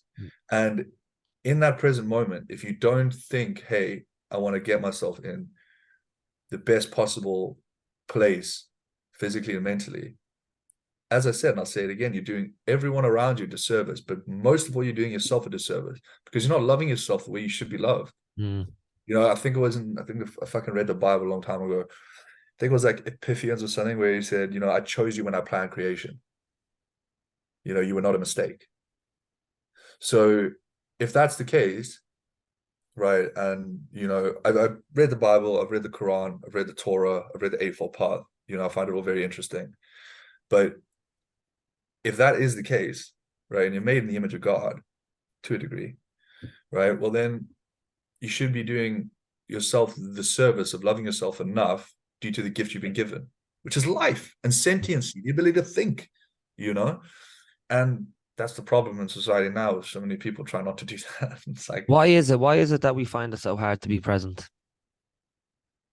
Personally, I think it's due to partly globalization. So the world being smaller, which means instant access to information, instant distraction.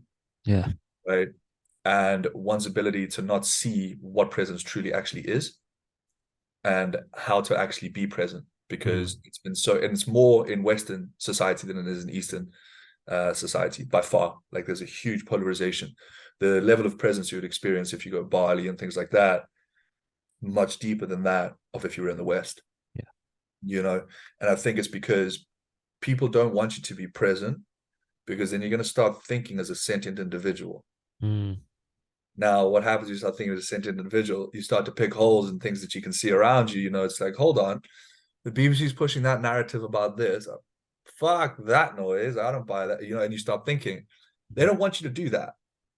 They want mindless zombies that are workers, bro. School literally has a bell. The reason a bell is there is to mimic the change and shift in factories. The reason why you wear a uniform in school is for the exact same reason. The education system is the most flawed thing at the moment. Like, who the fuck is learning about, I don't know. Give me a subject, bro.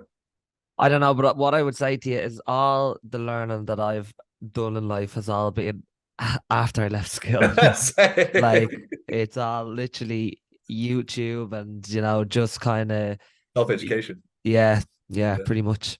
Yeah, But that's I really am a fan of alternative education in that way, that like you said, we have access to all the information in the world at the moment. So if you can pick something that you really care about and want to learn about, like it's there for you. You don't need to spend 10 grand on a university degree to do it.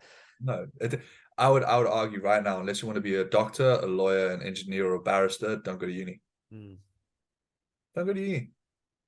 Why? You can literally learn how to become a rocket scientist from Harvard because they publish all their papers publicly. Yeah. Like, what the fuck? So you're going to pay 10 grand instead. Just go on to Google. It's right there, bro. It's crazy. The mad thing is people think it's the same in the fitness industry, and it ain't. It's not. It's like, you can go online and you can copy, Mike Thurston's workout or Courtney Black's workout. That ain't going to get you to your goal. What's going to get you to your goal is someone who's actually by your side, who's holding you accountable, and who's saying, hey, this goal needs to be relative to you. Yeah. No one else, right? And let's focus on that. And then you see that person start to make inroads. And it's brilliant because they're not comparing themselves to these Insta models and stuff like that. They're comparing themselves to, well, did I level up today in comparison to yesterday? Okay, I did. Awesome. Okay, I didn't. Okay, reset, recalibrate. Let's go again. And let's see where we go, right? And that's where people kind of get it twisted in the finish. And she's like, oh, I'll just fucking, copy Chris Bumstead's, Mr. Olympia plan. Okay, Mr. Olympia, how the fuck do you think he got there in the first place? You think he followed that plan from day dot? You think he was squatting 8 plates day dot? No, mate. Do you think he knew how to squat? No, he's not It's like showing you. it's like getting up off the couch to do Usain Bolt's 100-meter sprint. It's like such a good analogy. You literally hit the nail on the head. It's exactly like that. It's like, okay, I can see how you run 100. Oh, so that's how you move your arms. Sweet. I'm just gonna go smoke Hussein. Fuck it. Like it's like, no, bro, you need someone there. And that's why coaching will never die.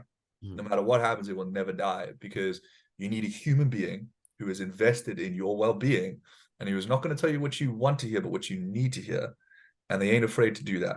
Right. Yeah. And that's what a lot of coaches struggle with, is having difficult conversations with clients. Yeah. And I know like the two of us are biased because we are coaches, but it really is a cheat code for life to find people. It's the truth. I'll literally die by this in terms of saying, you want to get ahead in your life, get a fucking coach. We got coaches. Well, this is if anyone doesn't know, this is how we met, because we're on the same kind of mastermind course thing. Yeah, exactly. And we have people holding us accountable because we drop the ball sometimes. I drop the ball all the time. Listen, I dropped the ball. I dropped the ball a little bit too much. That's why you retired. Yeah.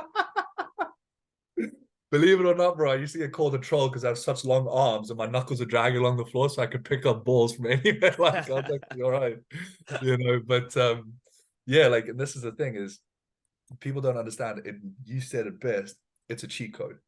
You want to get ahead quicker, get someone who's going to get you there.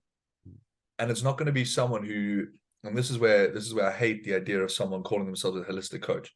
Don't call yourself a holistic coach unless you understand philosophy and psychology to the nth degree.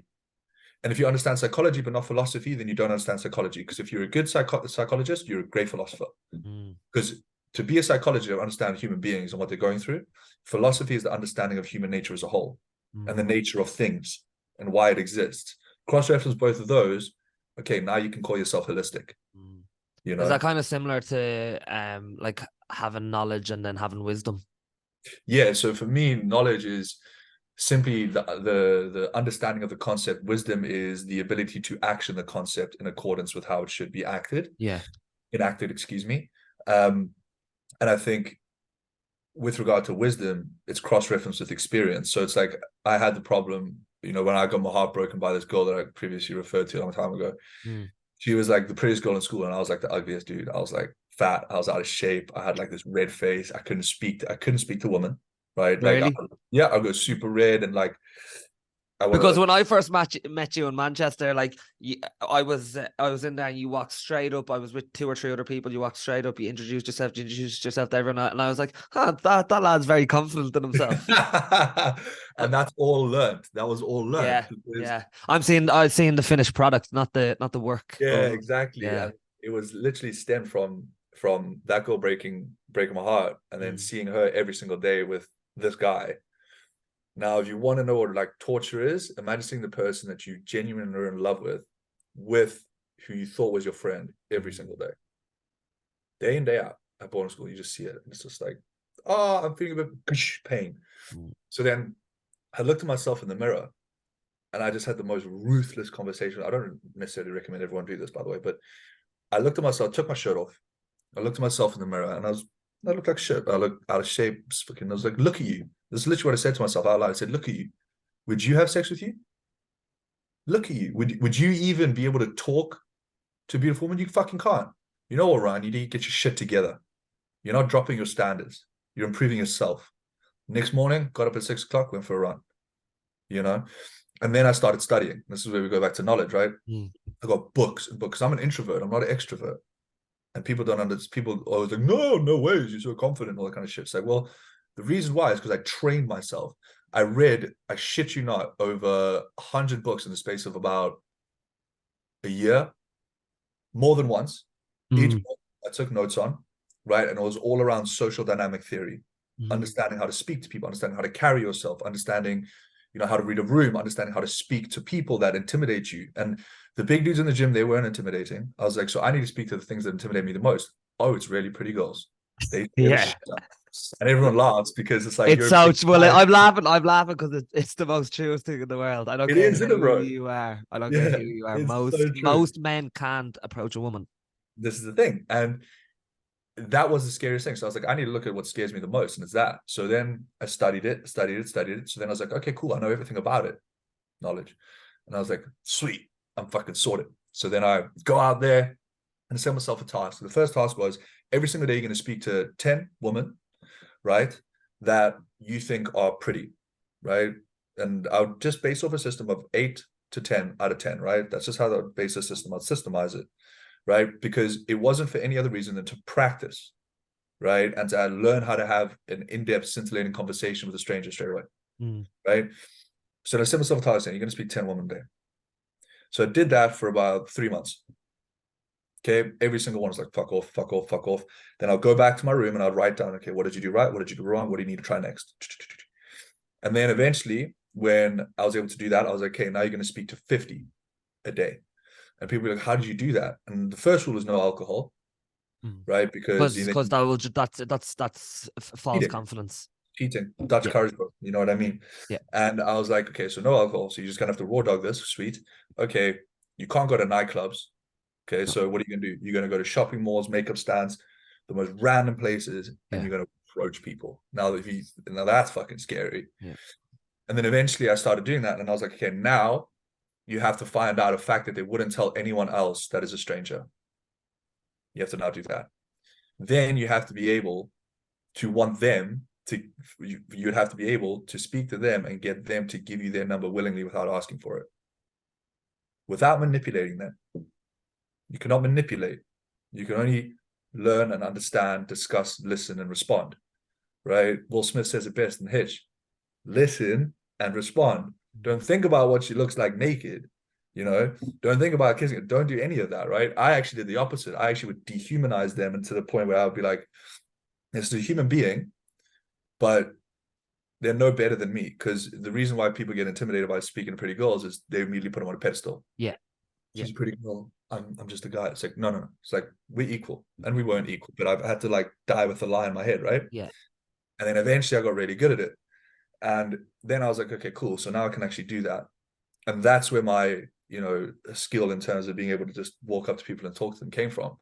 But I have no approach anxiety now. I have a 3-second rule, which is I'll count to 3. And even if it's someone like you walking up to you, the FBU event, right? Yeah. I actually did the 3 count. Yeah, you walked. I seen you. You walked straight in. It was a room full of people. You just looked over at a group of 3 of us. You walked straight over and said, "You said hello, I think." Yeah, I was like, "What's up, guys?" Yeah. This is the event, And yeah, literally, I was literally counting in my head. I was like 1, and by the time I get to 3, I have to be face to face with you. Yeah, that's it. It's like no thinking. It's like, oh, but what if I don't know it doesn't matter? Get there. That's the key. Get there and then have the conversation, and because if you're thinking about, oh, what if I don't have anything to say, well, then you're already thinking ahead, which is going to prevent you from taking action of actually being in the conversation. Yep, you're not going to actively listen because you're not present, bro. Yeah, so it's just not going to work, right? And then I literally had to do that, and then practice it, and studied it. Like, I have a bin bag in my one of my wardrobes that is filled with, I shit you not, notes that are like maybe 3 feet high. Just pages and pages of A4 paper of me going out, doing that, coming back, doing a debrief. Why did she tell me to fuck off? Yeah, not even joking. I'll be like, she told me to fuck off. She's not a bitch. She just doesn't like me. Yeah, she just doesn't know me. Yeah, like at the end of the day, I always, like, guys would always say to me, go, hey, bro, spoke to this pretty girl and she just told me to fuck off. And they would be like, she's such a bitch. I was like, whoa, don't call her a bitch. What do you mean? And I'm like, she ain't a bitch, bro. She's just a bitch to you. Yeah. And then they're like, what do you mean? And I'm like, because, bro, you clearly didn't approach them in the way you should have, number 1. And number 2, if she's a pretty girl, think about it from her perspective. How many nice guys is going to come to go, hey, can I buy you a drink? Well, let's think about that. Pretty girl on a night out, probably around at least 20 to 50 men, probably more. Now imagine if she sat down, had a conversation with every nice guy, was like, hey, can I buy you a drink? She needs to have a system in place. Yeah. Something to be like, to thin the herd, to stop, she wants a certain suitor. right? So she needs to thin the herd. If someone hasn't got the bravery to go and approach her and have a scintillating conversation, she needs to be able to say something like, the best one that women use is a good boyfriend. Also, you have to think about it like if they don't know you and you're approaching them, essentially you're a cold caller. And what do you do when someone you don't know rings you up and tries to sell you something like, hey, do you want to go for this new, phone bill? Blah, blah, blah. You're like, fuck off. Exactly. So you can't be like everyone else. That's Yeah. what I learned. Like you can't go up and go, hey, can I buy you a drink? I won't say that. I'll never say that. I'd usually say something along. I'd always say something that would open a conversation that would be depth. I'd say something like, guys, I was discussing with my friends. There's a thing we were talking about, and this is genuine conversation I'd have, and I would use this all the time on purpose because it would open such a dialogue. And I'll go, do you think girls train guys to lie? And then I'll go around the circle, right? And I'll go, so I'll take authority. I'll go, okay, you first, like that, right? And I had to learn how to do all this kind of stuff, right? I used to practice in the mirror, Mm. you know. It's like, And, did you ever read the book The Game by Neil Strauss? yeah. Yeah, great book. My cousin, literally, when I was like 14 years old, and I remember he took me to like a festival or something, and he was like talking all these, and he was just always looked like the coolest dude, and I would like watch him, like, and he was drunk, and I remember him just walking past me, not even paying attention to me. He goes, listen, and I was like, yeah, and he goes, go get one book, read it. I was like, okay. It's called The Game. Go read it. And I was like, okay. And the game isn't manipulation at all. It's actually just your ability to get your foot in the door so you can show who you truly are. That's how it should be utilized, not to manipulate, right? But I went down that rabbit hole deep, bro. The game, the mystery method, art of seduction, all these sorts of things. I went all the way down that rabbit hole. And then you had to learn and that's where it led me to NLP. Mm. And I had to see it for what it was and say, okay, well, you can't use this. It's almost like a superpower. You can't use it to manipulate. You've got to use it to get your foot in the door because they don't know you. And then be authentically who you are. And if they don't like you, sweet. If they do you, sweet. Not a fucking problem. Is what it is. And you just go from there, and that's essentially what I did. And I would just approach these people, and then I would literally be like, and I'd say to people when they would say like, oh, she's a bitch. I was like, dude, think about it, man. If she had to have a conversation with every single guy who approached her whole night would be sat down being like, So I would go and I would say, like, do girls train guys to lie? Answer the question, go for it. And I would always do this on purpose. I'd always love to polarize the room. Go for it. Do girls train guys to lie? Subconsciously, sometimes. Yeah. And it's not a male versus female thing. It's just a great conversation starter. Yeah. Just for everyone listening. Yeah. It's a hard question to answer because, like, I suppose it could be subjective to the woman and the man in the relationship. Oh, it's so good, mate. So this is why I love it. The best is when a woman answer it, because the answer usually is no. Yeah. Perfect. Okay. Yeah, it does. It polarizes straight away. Usually about 70 to 80% of the women go no, right? Yeah. They go, of course we don't. Of course we don't. And I'm like licking my lips, and I'm like, okay, ladies, right. And the whole key of doing this would be to see if I could get them to see a different perspective. That was the main purpose. I wanted to see if they could. I didn't want to force my perspective, but I wanted to see if I painted an analogy, if they would then change their mind. So they would go, no, we don't know. I go, fair enough. Like, okay, cool. Can I give you an example of why I think maybe sometimes girls do that? And they go, okay, do it then, right? Like, fucking ready, Yeah. Okay, cool. And I'm like, okay. And I'm using a bit of NLP here as well. So I'll go, okay, so imagine I'm your boyfriend, right? And they go, okay. And I go, cool. Now imagine that, you just spent 10 grand on this beautiful dress and you loved it, and we went shopping and it was just a great day. This is all NLP that I'm using right now, right? And she goes, yeah. So like, imagine that. Where did we go? She'd be like, oh, we went here. I was like, okay, cool, sweet. And what does the dress look like? And she'd describe the dress, right? This is all NLP right now. And then I'll go, now we're getting ready for a black tie function. I'm about to take you to a black tie function. And you've been dying to wear this dress. Come down in the dress, right? And I know how much it means to you. I know how much you like it. I know how much it costs. And I know how beautiful you may think you're looking at, right? You come downstairs, you go, babe, how do I look? And I said, you look beautiful. Do you not think that's woman training guys to lie? They go, no, no, no, I wouldn't care. I was like, whoa, hold on. You're telling me if you did, and then I'll play the whole entire analogy back, right? We went here, we bought this, cost this much. And I'll be like, you're telling me if you walk down the stairs just before we get ready for a black tie function and you're ready, and I say, babe, listen, you look like shit. Like, that's the truth. You're telling me, you'd be like, thanks, babe. That's no problem. I'll go get changed.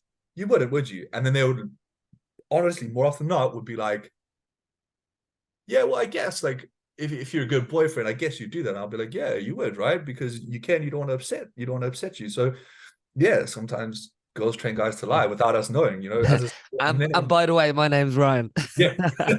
Or I'd do something stupid, or I'd walk up to a table, I'll put a block of ice there, smash the block of ice, and I'll go, broken on ice. Let's talk, guys.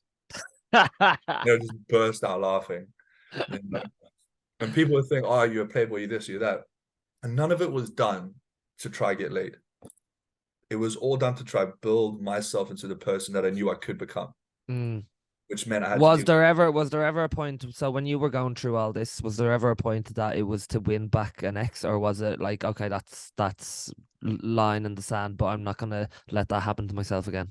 Never go backwards with exes. Yeah. Rule. Because what happened for a reason, right? Marcus Aurelius says it best: accept whatever comes to you woven in the pattern of your destiny, because what could more aptly fit your needs? And only once you accept reality and the circumstance that you're in, you have the bricks to build a better tomorrow, right? So it was never to win my ex back, ever. It was to say, that's the standard, because everyone would bully me, go, oh, you look how fat you are and ugly you are, bro, and how did you get her? I didn't speak to her. She approached me and sat down next to me when I was sat alone. She was like, hi, nice to meet you. I didn't approach her, right? But again, I actually manifested that exact situation in my head, because when I was in the younger years of boarding school, at night, I would close my eyes and I would literally vividly imagine how the woman would look, like how smart she would be, how like everyone would, this is where I kind of fucked up on my manifestation, is like everyone would bully me because they'd be like, why the fuck is she with you? And that's exactly what happened.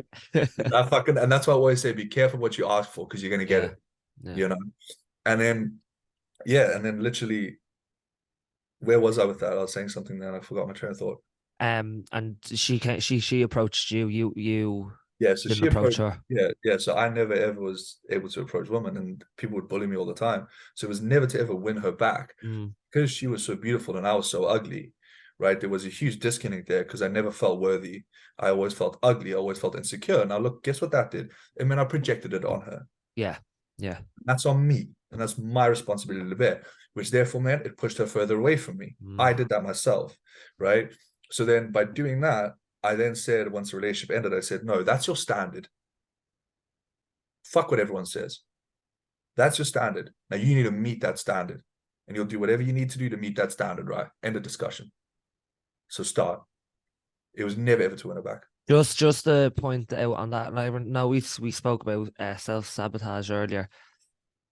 Have you noticed, like, when there's a dynamic of a relationship and one person doesn't feel worthy of the other person, then they'll self-sabotage the relationship so they can then prove themselves right, that, oh yeah, it was right all along, we weren't supposed to be together. I've done that.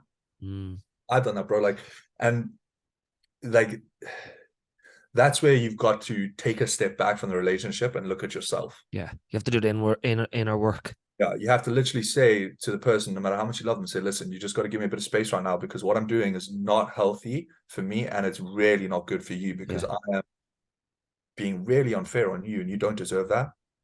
And you deserve so much better than that. So just give me a week, give me a month, however long it needs to be, right? And if we're meant to be together, hey, it'll happen. But I need to do this work, because look, I'm trying to reaffirm this negativity bias in my head and sabotage myself in order to prove my own narrative right, when in actuality I don't want it to be right. No, it's actually an ego thing. Yeah, more than anything. It's like and this is where it's always difficult when people war with their egos, is your ego wants to have full control. How do you stop your ego having control? Self-awareness. When's your ego kicking in? Oh, there it is. Back in your fucking box, mate. And by doing that, you kind of mitigate your ego, but you've got to take a step back and you've got to do the inner work. And that's why I always say, if you're in one relationship, there better be space before the next one, because you don't sit there and say you're squared away. You telling me you were the best fucking boyfriend on the face planet Earth? No, you weren't. Look at yourself honestly. Don't berate yourself. Don't bully yourself. But critically analyze yourself. Where could I be better? Where could I be better? Where did I go wrong? And what aspects of that partner really, kind of didn't resonate with me, so I can make sure I don't look for those same aspects in the next person. It goes back to like Stockholm syndrome, people being in love with their abusers, and the reason why people with Stockholm syndrome tend to be in love with their abusers is because they feel that, one, either they've never known anything else, they've always been in abusive relationships, or two, they feel that that's what they fucking deserve. And that actually hurts me, because it's like, no one deserves that. Why are you letting yourself be like that? Like, no, just stop. It's like, but then I've got to climb the mountain. It's like, yes, but it's your mountain and you can climb it. And if you climb it, the view is fucking beautiful. And believe it or not, that's where you should be. That's where you belong. Anyone who tells you otherwise is doing you a disservice. You see this with clients. So a good litmus test would be like a clinically obese client. Speak to them about their family. Are your family in shape? No, they're all out of shape. Right, okay. So why are you out of shape? My mom feeds me this, and we have Cheetos for dinner, and this and that. And she says I should be comfortable in the skin that I'm in. And I say, okay, stop there. You shouldn't be. They go, and I go, what? And they go, that's a bit harsh. And I go, that's the truth. And they go, well, what do you mean? I go, well, you're capable of much more. You're capable of great things. Why the fuck are you sitting here telling yourself that you should be comfortable in the situation you're in when you know you can do better? If you know you can do better, all I'm asking of you is to try. I can't ask anything more than that. Come on, you know what I mean? You can't ask anything more than that. It's leaving everything on the field. Yeah, it's just like saying, hey, look, you have potential.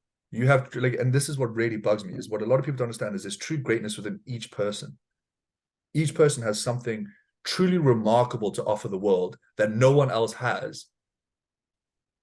And then they do exactly what you said with that kind of false narrative of putting themselves back in this prison without bars. It's like, the problem is you're actually scared of your greatness, because you know you're capable of that, but you know it's going to take work to get there. You don't want to do the work. But guess what? I'll alleviate some of that for you. I'll help you. But I'm not going to take your problem and make it mine, because then I haven't solved it. I fixed it. Which means if the problem comes again, you're going to go, Ryan. And it's like, what if I'm not there? How are you going to fix it then? You need to solve the problem. So you bring the problem to me, and then I'll say, okay, how do you think you're going to solve it?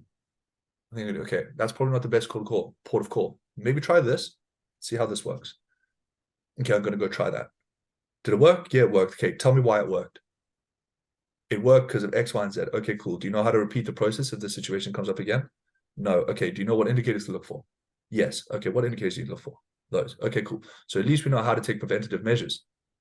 Now, next time you're in that situation, this is what I want you to try to do. Okay? Instead of taking someone's problem, right? By doing that, you're actually doing them a disservice, right? It's like, watch this meathead in me come up, bro. So imagine like you're benching and you're actually doing all right, and someone just starts grabbing the bar for you. Like, takes away all the fucking stimulus. Yeah, you're fuming. Yeah, it's like, bro, like, I'm trying to fucking grow. I'm trying to do something. You know what I mean? Yeah. And instead, what you're doing is you're taking that away from the person. Yeah. If this is your battle, I'm right next to you, and I'm going to help you, and I'm going to be the guide and the tactician. I'm going to say, hey, this is how we can solve this. But I'm not going to take it from you as much as you may want me to. But I'll be right here next to you. That much I can fucking promise you. I said in a podcast a long time ago, and I still stand by this. This is my mission statement, which is the essence of the human experience is the betterment of the individual. And that is the God's honest truth. Yeah. And if you can affect change in one person's life, you're doing something right. If you can affect change in 50 people's lives, you're doing something phenomenal. If you can affect change in thousands of people's lives, even better. Like, it goes back to the whole Desmond Doss quote. It's just one more. Like, all that matters is just one more person that I can help. And that's it. That's all I care about. It's like, okay, can I help this person? Sweet. Let me help this person. Can I help this? Let me help this person. So it's what I call the way of the peaceful warrior. And that fucking, I coined that, I guess. But like, yeah, that's how I see it. It's like, how can I make these people individuals that they want to see themselves as, firstly, because that's what matters most, Yeah. not how I want them to Yeah, be. you can't project your goals of them onto them. That's why I'll never, ever, ever, when I say, okay, well, what do you want to achieve? And they'll also be like, well, what do you think about X? I'm not telling you. I'm not saying a word. You tell me. And if they give me a vague answer, I'll be like, it's too vague. Can't help Because that. yeah, because if you got a deep why, you pay almost anyhow, right? You know, if you're like, oh, I just want to lose this amount of weight, that why ain't deep enough, bro. We both know this. Yeah, and usually the first answer that they give is never really what it is that they want. You've got to dig. Mm. You've got to dig. And the more you dig, the more interesting it gets. This is where I get very stimulated, the more interesting it gets. Because it's like, oh, this is why. This is very interesting. Ah, so there's a little bit of trauma there. Lovely. Now it can work because we've seen the holes in the ship. Let's begin plugging it. And let's make it to the person you truly can become. That's all that matters. You know, and this is where this is why I have like a very strong stance on shit coaches. Because you're responsible for something so large, that's someone's health, someone's life, that you can make amazing, or you can fucking destroy and blame them for it. Mm-hmm. You know, like I've seen this with coaches before. Luckily, not recently, because I've surrounded myself with awesome individuals like yourself. But coach will give them a meal plan, like have tuna at 7 a.m. in the morning. This was actually a meal plan sent to me by a woman from her coach. Tuna 7 a.m., like 10 a.m. chicken and broccoli. And I was like, so I looked at it and I was like, are you training for a bodybuilding competition? No. Okay, so what's the goal? I want to lose this amount of weight and, I want to live like a balanced lifestyle. I'm like, right. And then something just clicked and I was just like, do you eat tuna?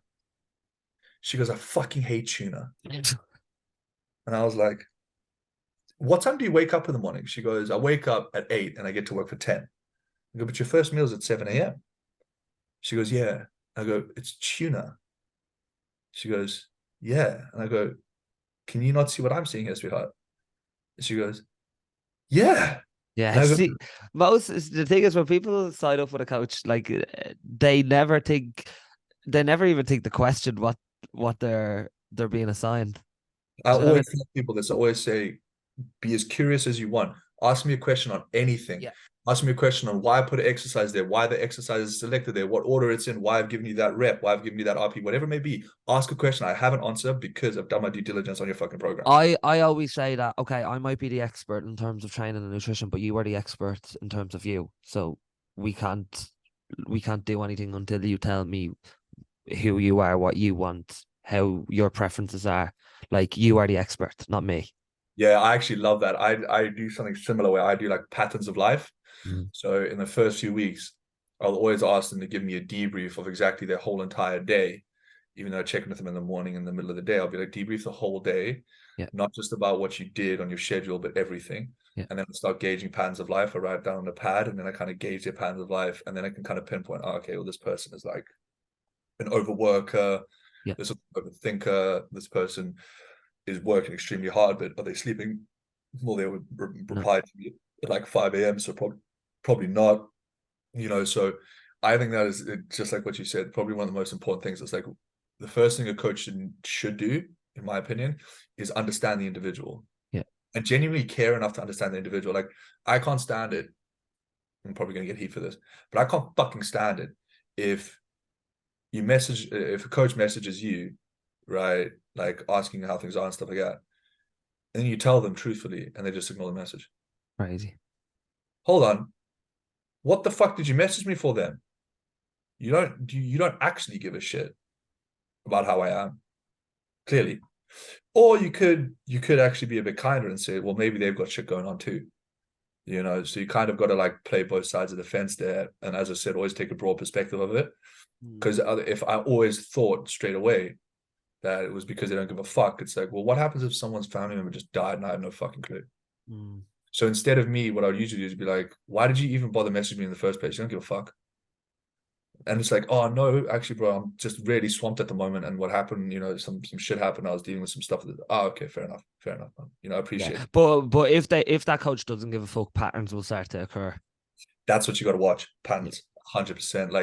Like a one-off, two-off. It's like, hey, look, like it's people have lives, but if it's like a constant thing, it's like, okay, you know that you like when you sign up to a bad coach, if you're a client and you sign up to a bad coach, you even if you know nothing about fitness or nutrition or habits, like you'll feel something inside. You'll know that they don't give a fuck. Like people aren't like, I don't care where you're from, what walk of life you come from. People know when people don't give a shit. Yeah, I hate it when people assume that people as a whole can't cotton on to shit. Like Yeah. people have cottoned on to the whole COVID thing. It's like another lockdown. No, fuck off, mate. We're not stupid. You Yeah. encroach too close. Yeah. And now we know. It's like people will, and this is why I always say, like, I'm so glad that there's a polarization of coaches, because it's so easy for you to spot quality versus shit. Yeah. And that's why I'm like, hey, and I'll happily call out a shithouse coach, whether he's friend, foe, I don't give a shit. Because at the end of the day, that means you're responsible for a few individuals at least. Yeah.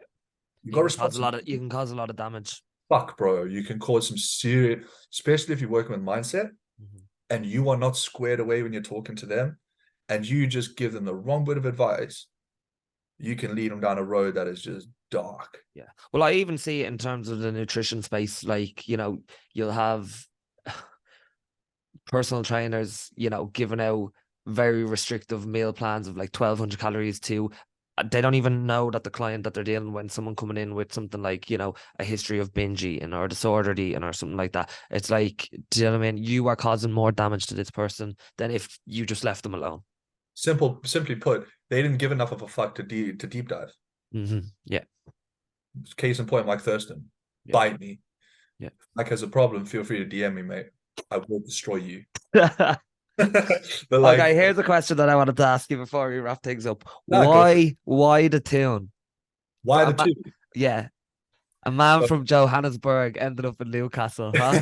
I'm sure the weather in South Africa is a lot nicer than up in Newcastle. Yeah, it is. It is a lot nicer, but you don't get guns held to your head and knives held to your head on a regular basis. But South Africa. Well, you never know. Newcastle, I wouldn't be surprised either. Okay, I'll tell you. So like, South Africa, my heart will always be there.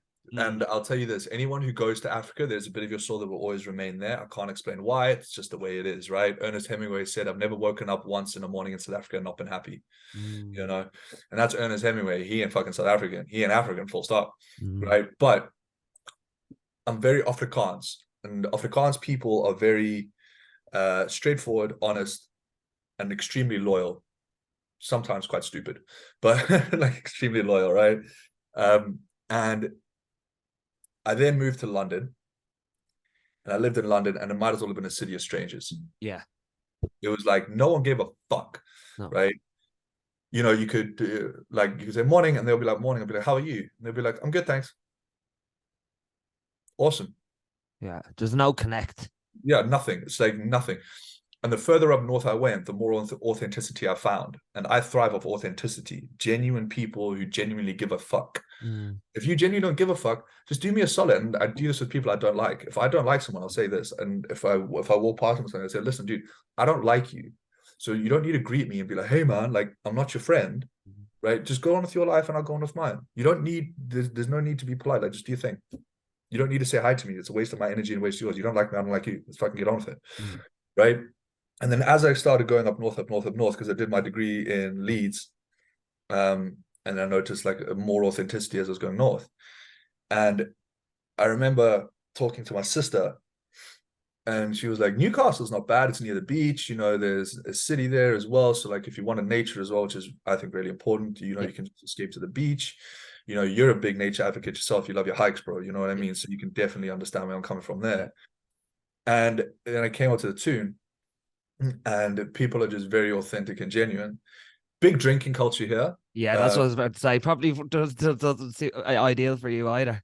No, it's not ideal for me, but like part of me is like, this is a place I'm supposed to be because there's a lot of people who need a lot of help. So it's like, that's very true. Yeah, put me in the trenches. Put me in the fucking trenches. Where is it that people need the most help that I can actually help them? Tune sweet. Fucking put me there. Yeah, there's a lot. I imagine there's a lot of people in Newcastle escaping their their lives through alcohol. It's so, and I never ever tell George not to drink. That's like telling a fish not to swim, right? But I try my best to highlight to them, like, look, like having a drink and stuff like that, enjoy it, have fun with it. But ask yourself the question as to why you're drinking. And I have never seen the best of someone when they drink. And I'm go, oh, I'm the life of the party. You're not the life of the party. Your boozing is. You're not the life of the party, mate. Your boozing is. And that's okay. And you know what? Some people just don't have anything else. They don't have anything else to do. They don't have any drive or ambition. So if you can kind of give that to them without telling them that they can't drink, if you can add something to their life, it reduces it somewhere else. What do you like? Add what? What do you reckon? Like, even if you're adding purpose to them in terms of helping them to get in shape, in terms of getting them to see the best of their ability, what they can achieve, what they can do, like even spending an hour on a Saturday in the gym rather than the boozer, like it's gonna have a net positive on their life. I remember saying this to a client. He won't mind me sharing this. I'll ask his permission. But I just said, hey, let's see if you can do 1 week, no booze. Not forever, but just let's see how disciplined you are. Now, if you fail, that's okay. But let's just see if you can hack it, bro. Let's see if you've got it, because he had lots of positive momentum and he's crushing. I'm like, cool. Let's see if you can go a week, just 7 days. And, book a call with me if you need a bit of help, whatever, just you let me know, and they go the 7 days, they go, holy shit, I can do it. I'm like, it's been that long? Yeah. I don't say that to them. In my head, I think it. I'm like, it's been that long. Like, fuck. There's a lot of habits that you need to unlearn, and I won't say that to them, but I'll be like, hey, let's put some good habits in place here, and let's really work towards that. And each person is motivated differently, which is what I love so much. Like, some guys love a kick up the arse. Like, hey, let's fucking go, big dog. David Goggins, come on. With girls, it's like, hey, let me listen to you. Let me hear what you have to say. What's going on? Okay. Do you reckon we can do this? Let's give this a crack. Okay, let's move forward with this. And there's some other chicks who are just absolute killers, who are just like, I'm fucking getting up at 4 a.m. and I'm doing my fucking steps. And I'm like, you got to just give me the plan. I'm glad. They're just like, I'll just fucking do it. And there's some absolute beasts. And the funniest thing is more often than not, the women tend to perform better than the men because there's a lack of ego. I've noticed that throughout my whole PT and coaching career, is that women seem to get, and it's what the industry's kind of dominated by women anyway. I think most men or women PTs and coaches will say that, like, probably 70-80% of their client base is probably females. I think men have the ego where they don't need help. They think they don't need help. And then when they do ask for help, they still be like, well, I'm going to get your help, but I'm still going to do it my way. Yeah. And it's like, listen, it's like, bro, take a step back, right? Check yourself, because the whole reason you're in the position you're in is because you can't fucking do it yourself. And like, it was funny, I was in the gym the other day and there was 2 squat racks. Girl was squatting, guy was squatting. Girl was squatting about 60 kilograms, so decent amount of tin. Full depth, brilliant form, just phenomenal to see. Really, really chuffed for her. And I see the guy and he's squatting like about 50 kilos, about quarter squatting it, right? But he catches in the periphery, seeing this girl go ass to grass. So what does he do? Go gets like 220 plates, slaps them on top of it, and then he does this like quarter squat. And I'm just like, bro, are you in here to like flex your ego? Are you in here to improve? What's going on? I always, whenever I'm in the gym and I'm with clients or anything, I always make this joke. I say, all the lads in the room, half their weight. All the women in the room, double their weight. That's actually not a bad rule of thumb. No, genuinely not a bad rule of thumb, because women are so cautious and responsible, and men are rash and brave and, well, maybe not brave, just stupid. It's just men just have a little bit more ego than women do. Yeah, genuinely speaking. And that doesn't mean men are egotistical assholes. No, it's how it should be. Yeah, it's normal. It's just being able to check your ego is where you start to level up. That's where you're like, oh, okay, now I'm a little bit cut above the rest because I can check it and I can go. And what's funny is when you check a male client's ego, they start making results. They start getting results quicker. Yeah, 100%. You're like, look at that, bro. Yeah. Oh, I'm getting bigger and I'm getting leaner. Because you fucking checked your ego, mate. And you fucking sorted it out. I'm proud of you, brother. That's excellent to see. Whereas that's just like you said, and you're actually so on the money. women tend to be more cautionary in nature. And I see some brilliant form, and I'm like, wait up, go for it, girl. Fuck me, that's excellent. Yeah. So it's actually very, very interesting, and I actually really like that energy. I may actually steal that from you, Carl, because that's You take that. I'm sure I robbed it off someone else. So I love it, bro. listen, Absolutely love that. we'll probably wrap it up here, but I think what was that? About 2 hours that's after flying by. For anyone listening, let's say they want to follow up or follow the work you're doing or reach out to you or ask you for advice, Ryan, where can they go to find you? So just go to Instagram, guys, at Ryan Eveleigh, RyanEveleigh,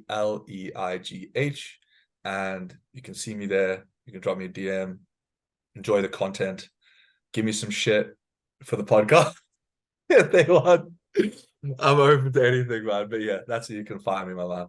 Mate, I appreciate you today. Thanks a million. Honestly, bro, it's all love, my bro. It's all Right. love. Thanks for watching. If you like that episode and you want to see more content like this, make sure you're subscribed, and I'll see you on the next one.